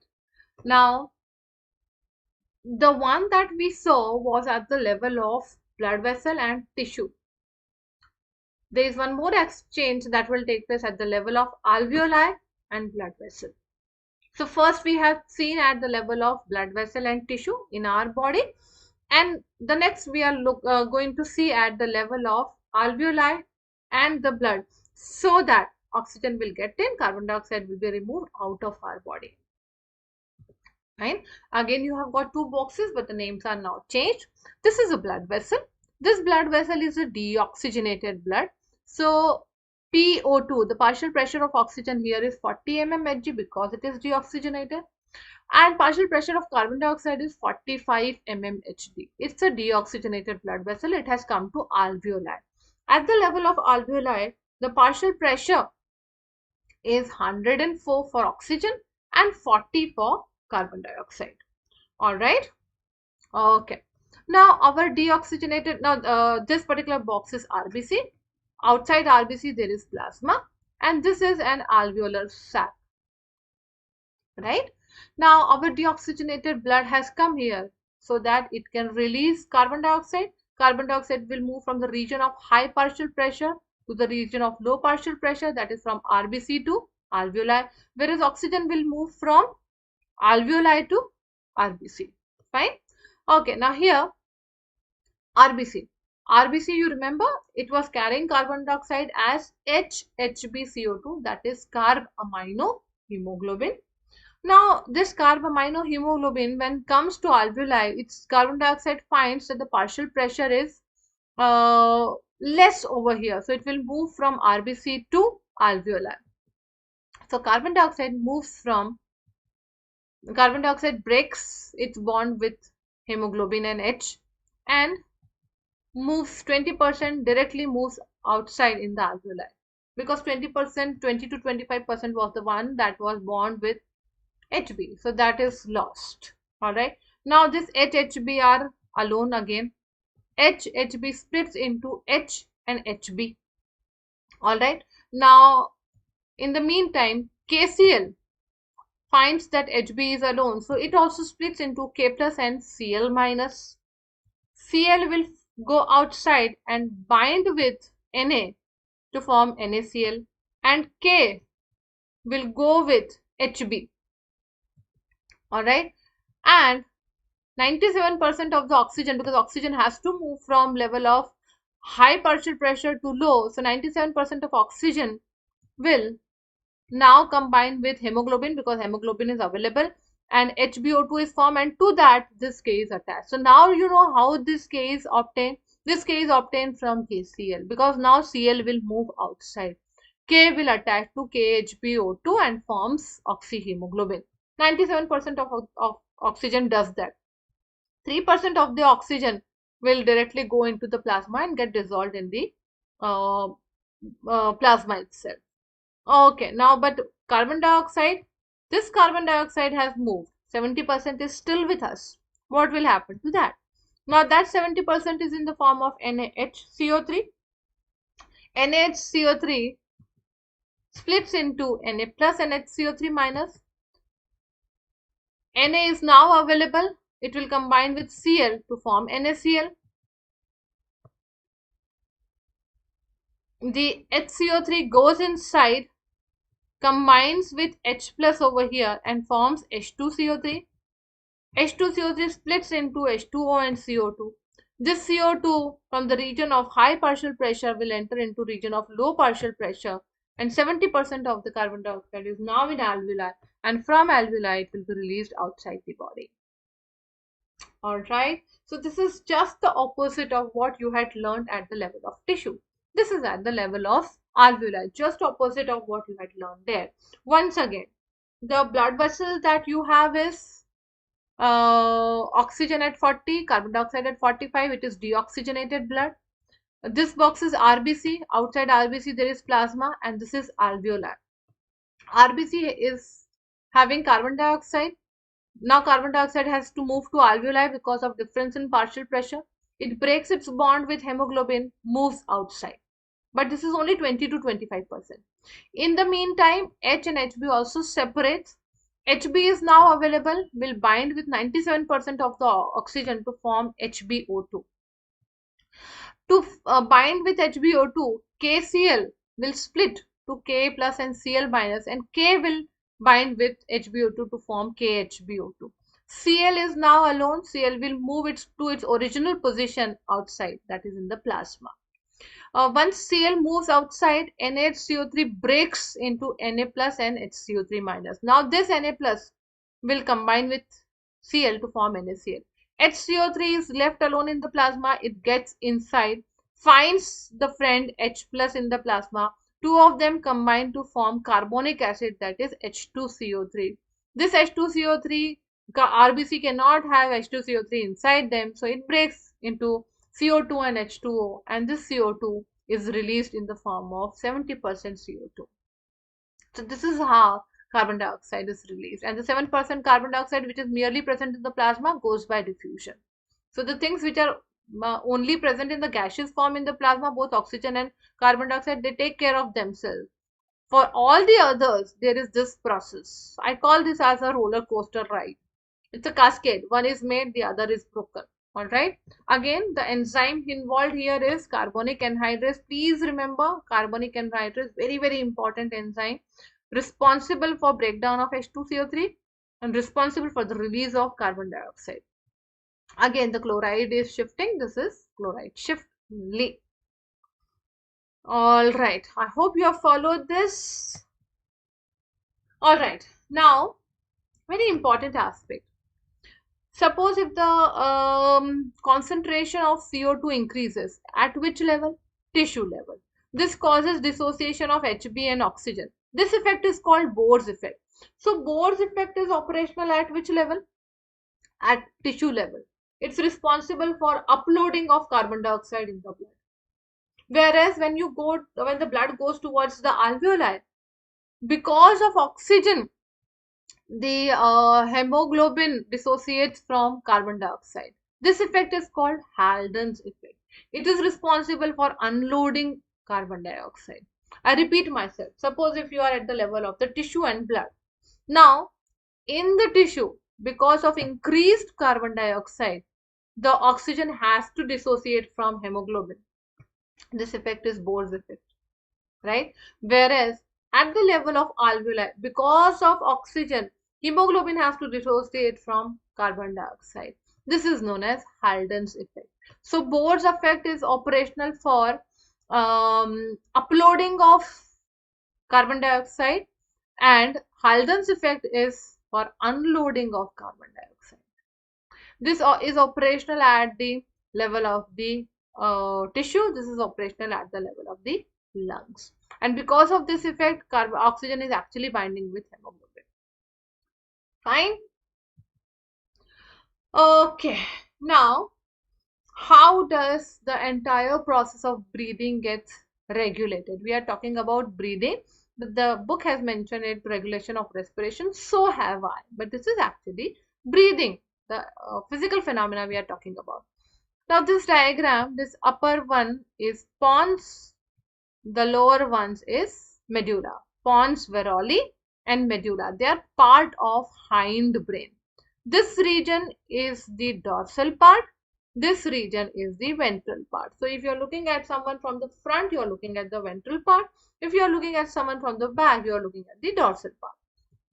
Let us look at the labels first. See, I told you this small region is pons, and this entire region is medulla. This region is dorsal. This region is ventral. In the medulla, on the dorsal side, there is dorsal respiratory group. Can you see this green box on the dorsal side? This small patch is known as dorsal respiratory group. Now, this is a major regulatory body. This is an important regulatory main body. What does it control? It controls inspiration. You all know during the normal breathing, inspiration is an active process. Expiration is just a recoil. So what you need to control? You need to control inspiration. Expiration will follow it, right? So in the medulla, on the dorsal side, there is a small patch of cells, sensitive cells. These are known as dorsal respiratory group, and they are major regulatory body. What do they control? They control inspiration. This is also known as respiration or respiratory rhythm center. The other name of dorsal respiratory group is respiratory rhythm center. It is a major regulatory body. What does it control? It controls inspiration. Expiration will follow it. So you don't have to basically control anything about expiration under normal condition. Can you see there is one more patch, but it's present on the ventral side? Can you see that? Now this patch is named as ventral respiratory group, right? Now this ventral respiratory group is responsible for forceful expiration. If you are expiring forcefully, then only it's used. Otherwise, for normal inspiration, you have DRG, which is also known as respiratory rhythm center. Then what does this area do? This is pneumotaxic center. What it is? Pneumotaxic center, part of pons varoli. Present on which side? Dorsal side. What does it do?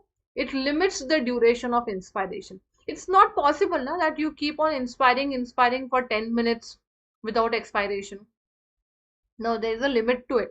That limit is being judged by pneumotaxic center, right? It limits duration of inspiration. You just cannot keep on inspiring the air. That's it.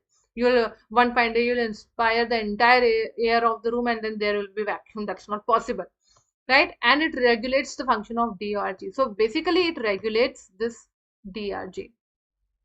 Fine. Okay. Now this box, again part of pons varoli, present on the ventral side, is known as apneustic center. Earlier it was believed that it has no significant function, but now it is believed, or rather the research is going on, that it controls the depth of inspiration. How deep the inspiration has to be, that is being controlled by apneustic center. The limit of duration is controlled by pneumotaxic center. Actual inspiration is controlled by respiratory rhythm center, that is dorsal respiratory group, which is part of medulla oblongata, present on dorsal side. Is that okay? And then there is ventral respiratory group that controls forceful expiration. So we have four major centers. Two of them present in medulla oblongata. On the dorsal side, dorsal respiratory group. It is respiratory rhythm. It majorly controls the inspiration. So it is a major regulatory body.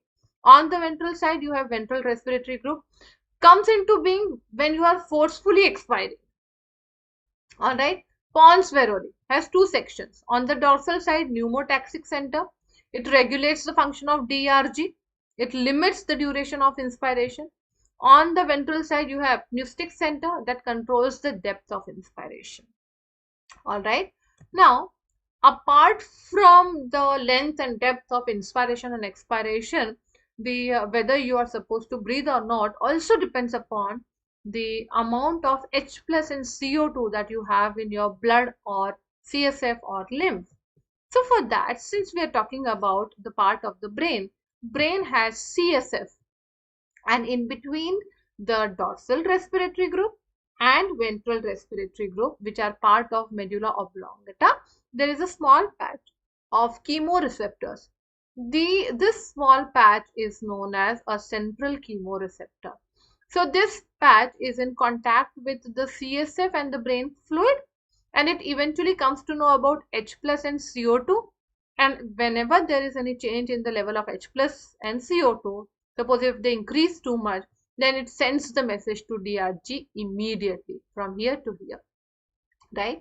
So between DRG and that is dorsal respiratory group and ventral respiratory group in the medulla oblongata, there is a patch of the chemoreceptors. These are known as central chemoreceptors. What do they sense? They sense H plus and CO2 of CSF and sends signal accordingly to DRG. So final governing body is DRG, but DRG is only maintaining inspiration and expiration. This is keeping a track on the ionic composition of our blood, whether it is very, very acidic or the amount of carbon dioxide, etc. Now, such chemoreceptors are present in the brain. These things are present also in the brain. Doesn't our body have anything other than brain controlling it, wherein it can tell you that the level of oxygen has gone down or the level of carbon dioxide has increased? Yes, there are two more centers. Those two centers are known as peripheral receptors. These two centers are known as peripheral receptors. These peripheral receptors are present in the aorta, where in the aortic arc and carotid body. If you have learnt about the aorta, or in our coming sessions we will talk about it. The aorta has aortic arc and carotid bodies. There are small receptors present. Since they are present outside the brain, they are known as peripheral receptors. These peripheral receptors, like central receptors,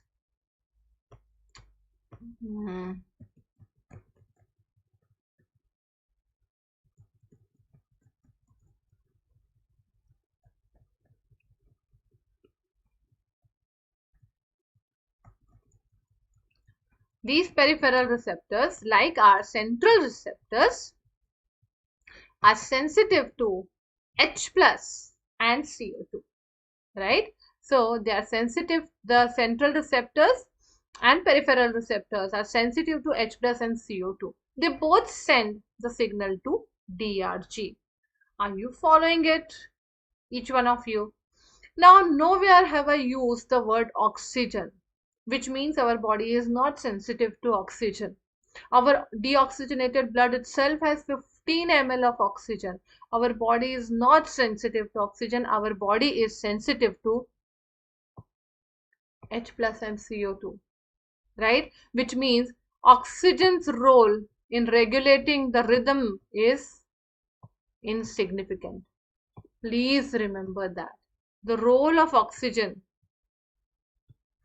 in the rhythm center is insignificant. Whose role is important? H plus and CO2, right? So medulla, two centers, DRG, that's the major center for inspiration.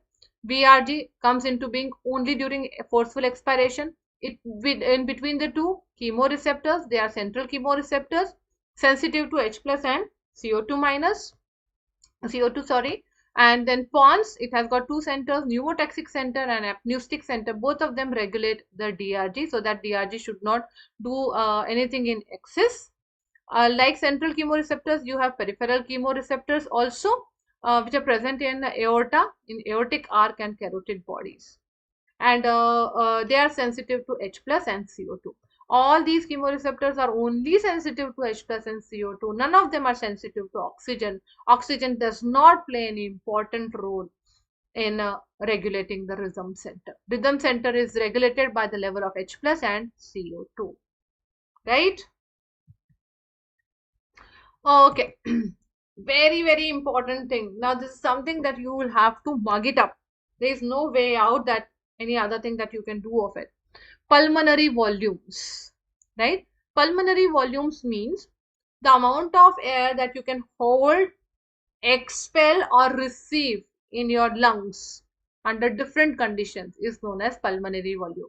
The quantity of air that your lungs can hold, expel or receive under different conditions is known as pulmonary volumes. There are four types of volumes discussed. We'll discuss them very quickly over here. First, tidal volume. Tidal volume is the volume of the air that is inspired or expired during normal breathing. If you're breathing normally, you are not paying attention to your breathing. So the amount of air that is normally inspired or normally expired is more or less same, and that is 500 ml, and this volume is tidal volume. All right. But suppose if I ask you to inspire with maximum inspiratory force, you are forcefully inspiring the air, right? Now that extra air that you have inspired other than the normal tidal volume, the extra air that you have inspired other than normal tidal volume is known as inspiratory reserve volume. It is known as inspiratory reserve volume. It is 2.5 to 3 liters, right? So what is inspiratory reserve volume? The excess of air inspired by maximum inspiratory force in addition to tidal volume. So tidal volume in excess to tidal volume. Tidal volume is there, but in excess to it, the more that you have inspired is inspiratory reserve volume. Similarly, the volume of air that you have breathed out normally is a tidal volume. But if I asked you to breathe out excess of air in addition to tidal volume, that is expiratory reserve volume. So the excess of air expired by maximum expiratory force in addition to tidal volume is known as expiratory reserve volume. This is 1 to 1.1 liters. All right. Now lungs do not have, the chamber is vacuum, but lungs themselves always have some amount of air in them. So the air remaining in the lungs after forceful expiration, even after expiring forcefully, some amount of the air is present in the lung. That is known as residual volume. 1.2 liters residual volumes, right? Once again, tidal volume 500 ml. The normally air breathed in or breathed out normally without any force being used. Inspiratory reserve volume, the excess of air in addition to tidal volume that you are breathing in is inspiratory reserve volume, 2.5 to 3 liters. Expiratory reserve volume, in addition to normal air that you breathe out, in addition to that you are breathing out excess, that is expiratory reserve volume, 1 to 1.1 liters. And the amount of air that's always present in the lung after forceful expiration, even after forceful expiration some amount of air is present in the lungs, that is residual volume. Now keeping in mind these volumes, when you combine these volumes, what you get is pulmonary capacities. Pulmonary capacities are the combination of two or more pulmonary volumes. When two or more pulmonary volumes join, you get pulmonary capacities. Right? So sum of two or more pulmonary volumes is known as pulmonary capacities. Inspiratory capacity. It is 3 to 3.5 liters. What is inspiratory capacity? You have breathed in tidal volume and then you have also breathed in inspiratory reserve volume. So the summation of tidal volume and inspiratory reserve volume gives you inspiratory capacity, right? So tidal volume plus inspiratory reserve volume is inspiratory capacity. It is 3 to 3.5 liters. Similarly, expiratory capacity, that is tidal volume, the volume of air that normally you are breathing out, and now to that you are breathing out some excess of air, that is expiratory reserve volume also you are breathing out. So TV plus ERV gives you EC, expiratory capacity, that is 1.5 to 1.6 liters. All right. Now functional residual capacity. When you are expiring the air normally out of your body, then some amount of air, or the huge quantity of air still present in the lungs, that is known as functional residual capacity. So quantity of air remaining in the lungs after normal expiration, not forceful, normal expiration. Had it been forceful, residual capacity. Normal, functional residual capacity. Right? Please write down the doubts regarding these points if at all you come across. And yes, I am checking the doubts. If you have any doubts, please do let me know. Okay, vital capacity. Vital capacity means when TV has also gone in, when IRV is also there, and then you have expired also, ERV. So the sum total of TV, IRV, ERV.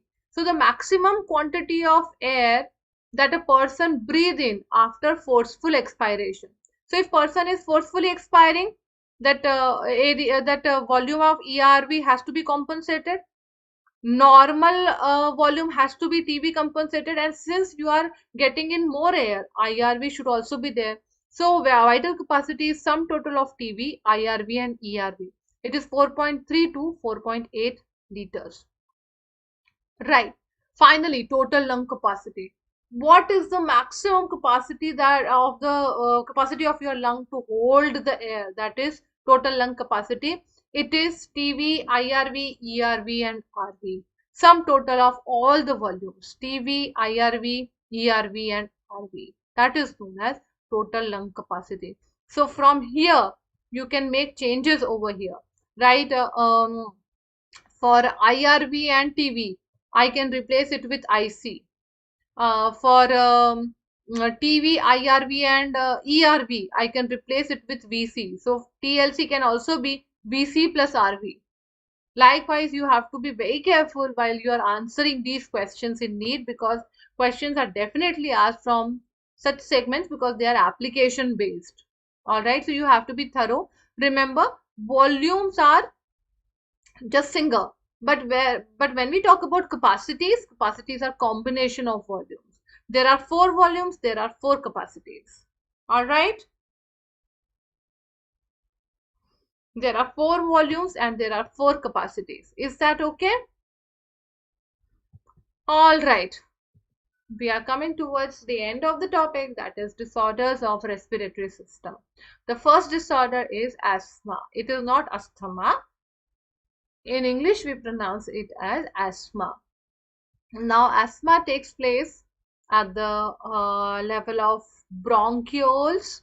What happens is the bronchi and bronchioles, they show inflammation. There is swelling over there. Now, this swelling could be due to allergy, and because of this swelling there is a lot of cough and watery fluid that has choked the bronchi and bronchioles. So in such patients the inhalation is normal but exhalation becomes problem, because for inhalation the bronchi and bronchioles are opening up because they are being stretched. The cavity is being increased, so they are stretching and there is some space through which the air can go out.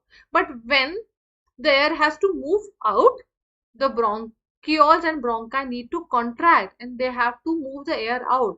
If they are already congested or they are packed with the mucus and the watery fluid and inflammatory fluid, there is no place and they always remain constricted. So for such patients expiration is difficult.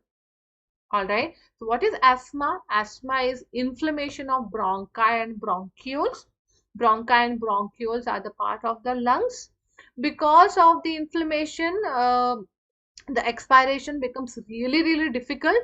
And because expiration is difficult, they produce that particular sound. If you have seen any asthma patient around you, then you would have found that they produce that wheezing sound. When they are breathing out, there is a wheezing sound. A whistle like sound is coming while they are breathing, right? And one of the major reason for this is allergy. Those people are allergic to something, and because of that, the mucus gets collected inside their bronchi and bronchioles. All right. Okay. The next is emphysema. Now, in emphysema, I'll show you what actually happens. These are alveoli, and the actual exchange takes place from here. But due to cigarette smoking, the walls of the alveoli get disrupted and the alveoli becomes like this. Instead of having separate alveolar sac, it fused to form one. And because of this decreased surface area, the diffusion becomes difficult. Now this disorder, it's a chronic disorder, which means it has been prevalent over a period of time. Usually the cause is cigarette smoking. The alveolar walls get damaged and the surface area is reduced. Less is the surface area, less is the diffusion. Alright, it's a chronic disorder. Here it occurs mainly because of cigarette smoking. The alveolar walls are damaged and respiratory surface area is decreased. This condition is known as emphysema. Any doubts? Please do let me know.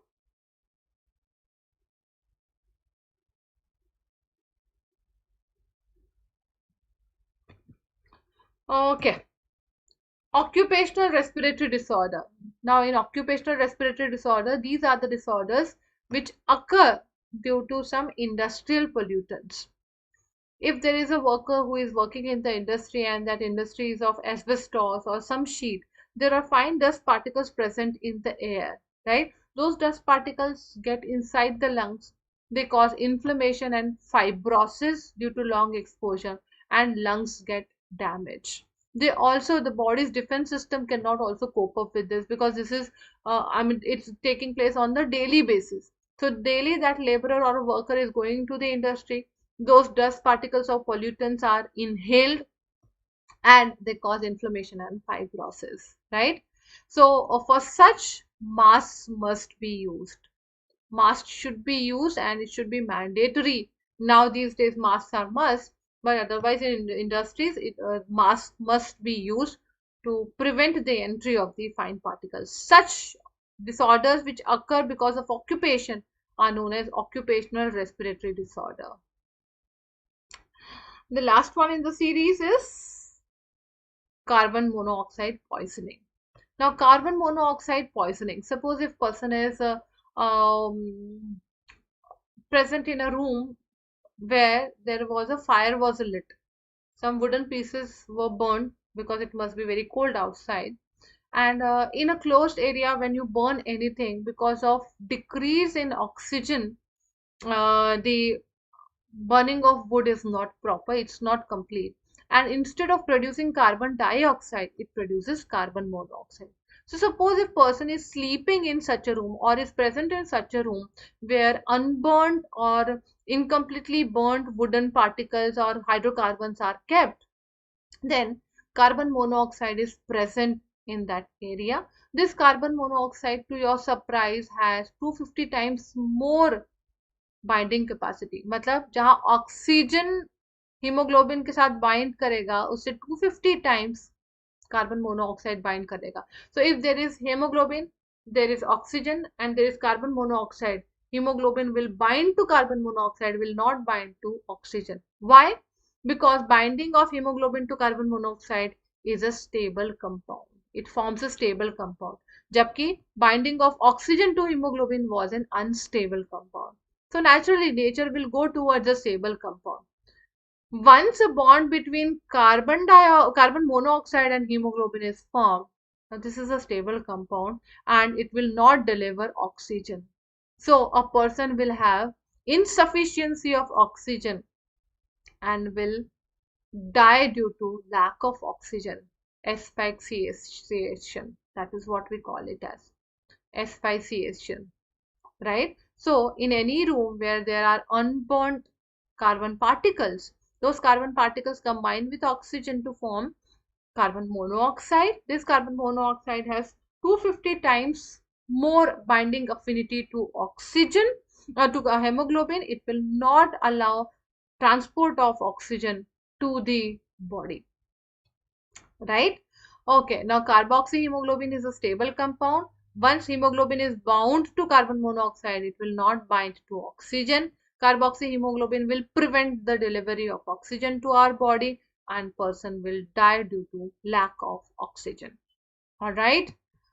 Okay, now a few important concepts, and this is the last part. Concept of dead space, anatomical dead space. Uh, from external nostrils to terminal bronchioles, the air is present, but that air is not used for exchange. Remember, from external nostrils to terminal bronchioles, the air is present. How much air? 150 ml. But that is not used in exchange. The air which is present in the alveoli will only be used for exchange. So this 150 ml air is not getting used. We call it as anatomical dead space. Right? What is anatomical dead space? The air that's the amount of air that's present between external nostrils to terminal bronchioles is called anatomical dead space. How much is the amount? 150 ml. Now suppose if a person is suffering from some disease, in the alveoli air is present, but that air is not used by blood or getting exchanged. Now in such person there is excess of dead space, because this air which is present in alveoli is also not getting used up. This is known as pathological dead space. This occurs in circulatory disease. If there is some problem in the circulation, though air is present in the alveoli, it will not enter into the blood, right? So this makes a pathological dead space. Now in a normal healthy person, dead space is only anatomical, that is 150. But in circulatory disorder, it is 150 anatomical plus pathological. So it is more than 150. Are you getting it? Okay. Concept of dead space. Dead space meaning the volume of the air that is present between external nostrils to terminal bronchioles that's not getting used up for exchange is anatomical dead space. But in a pathological condition, the air is present in the alveoli, but it is not getting used up due to certain circulatory disease is called pathological dead space. So if the question is asked, in a normal healthy person, which dead space is present? Only anatomical. During circulatory disorder, anatomical plus pathological, which is more than 150. Whereas normally it is only 150. All right. Ventilation. Ventilation is the amount of air that is entering our system per minute. So how much is the amount of air entering our lungs? It is tidal volume into breath rate, right? But how much is the amount of air entering our alveoli? Tidal volume minus dead space into breath rate, because you know dead space wala air will not be used up. This is the air that will not be used up. Is that okay? So ventilation is what? Is the amount of air entering our system per minute. If it is entering lungs, we calculate by tidal volume into breath rate. If it is entering alveoli, which means we have to remove that dead space. So tidal volume minus 150 into our breath rate. Our breath rate is always how much? 12 to 16, right? Dead space volume is 150 and tidal volume is 500. So you can very easily calculate there. Okay, last thing, there are certain terms, if they are asked in the examination, you should be thorough with it. Eupnea, which means normal breath rate, that is 12 to 16 breaths per minute. Hypopnea, hypo meaning less, so there is decrease in the breath rate. Hyperpnea, increase in the breath rate. Dyspnea, when you have difficulty while breathing. And asphyxia, that is suffocation due to increased carbon dioxide or decreased oxygen. Oxygen is not there. So please do remember these terms: eupnea, normal breath rate; hypo, decrease; hyper, increase; dyspnea, difficulty in breathing; and asphyxia is in suffocation due to decreased oxygen or increased carbon dioxide. Hypopnea is also known as bradypnea. Hyperpnea is also known as trachypnea. All right, with this we come to end of this chapter. We have finished this particular chapter in 2 sessions. So the previous session we learnt about anatomy, and this session we learnt about the axial exchange. We have covered everything from the NCERT syllabus, and there are some or rather more points which are little extra, but you have to learn those extra points to understand what is given in the NCERT. Alright, so with that we come to an end of this topic. I hope you've liked this video and session of mine. Do like, share, subscribe. Please press this bell icon for the notification and use my code to get that extra 10% discount. Bye-bye. See you now next with the next topic, and probably body fluids and circulation is going to be our next topic.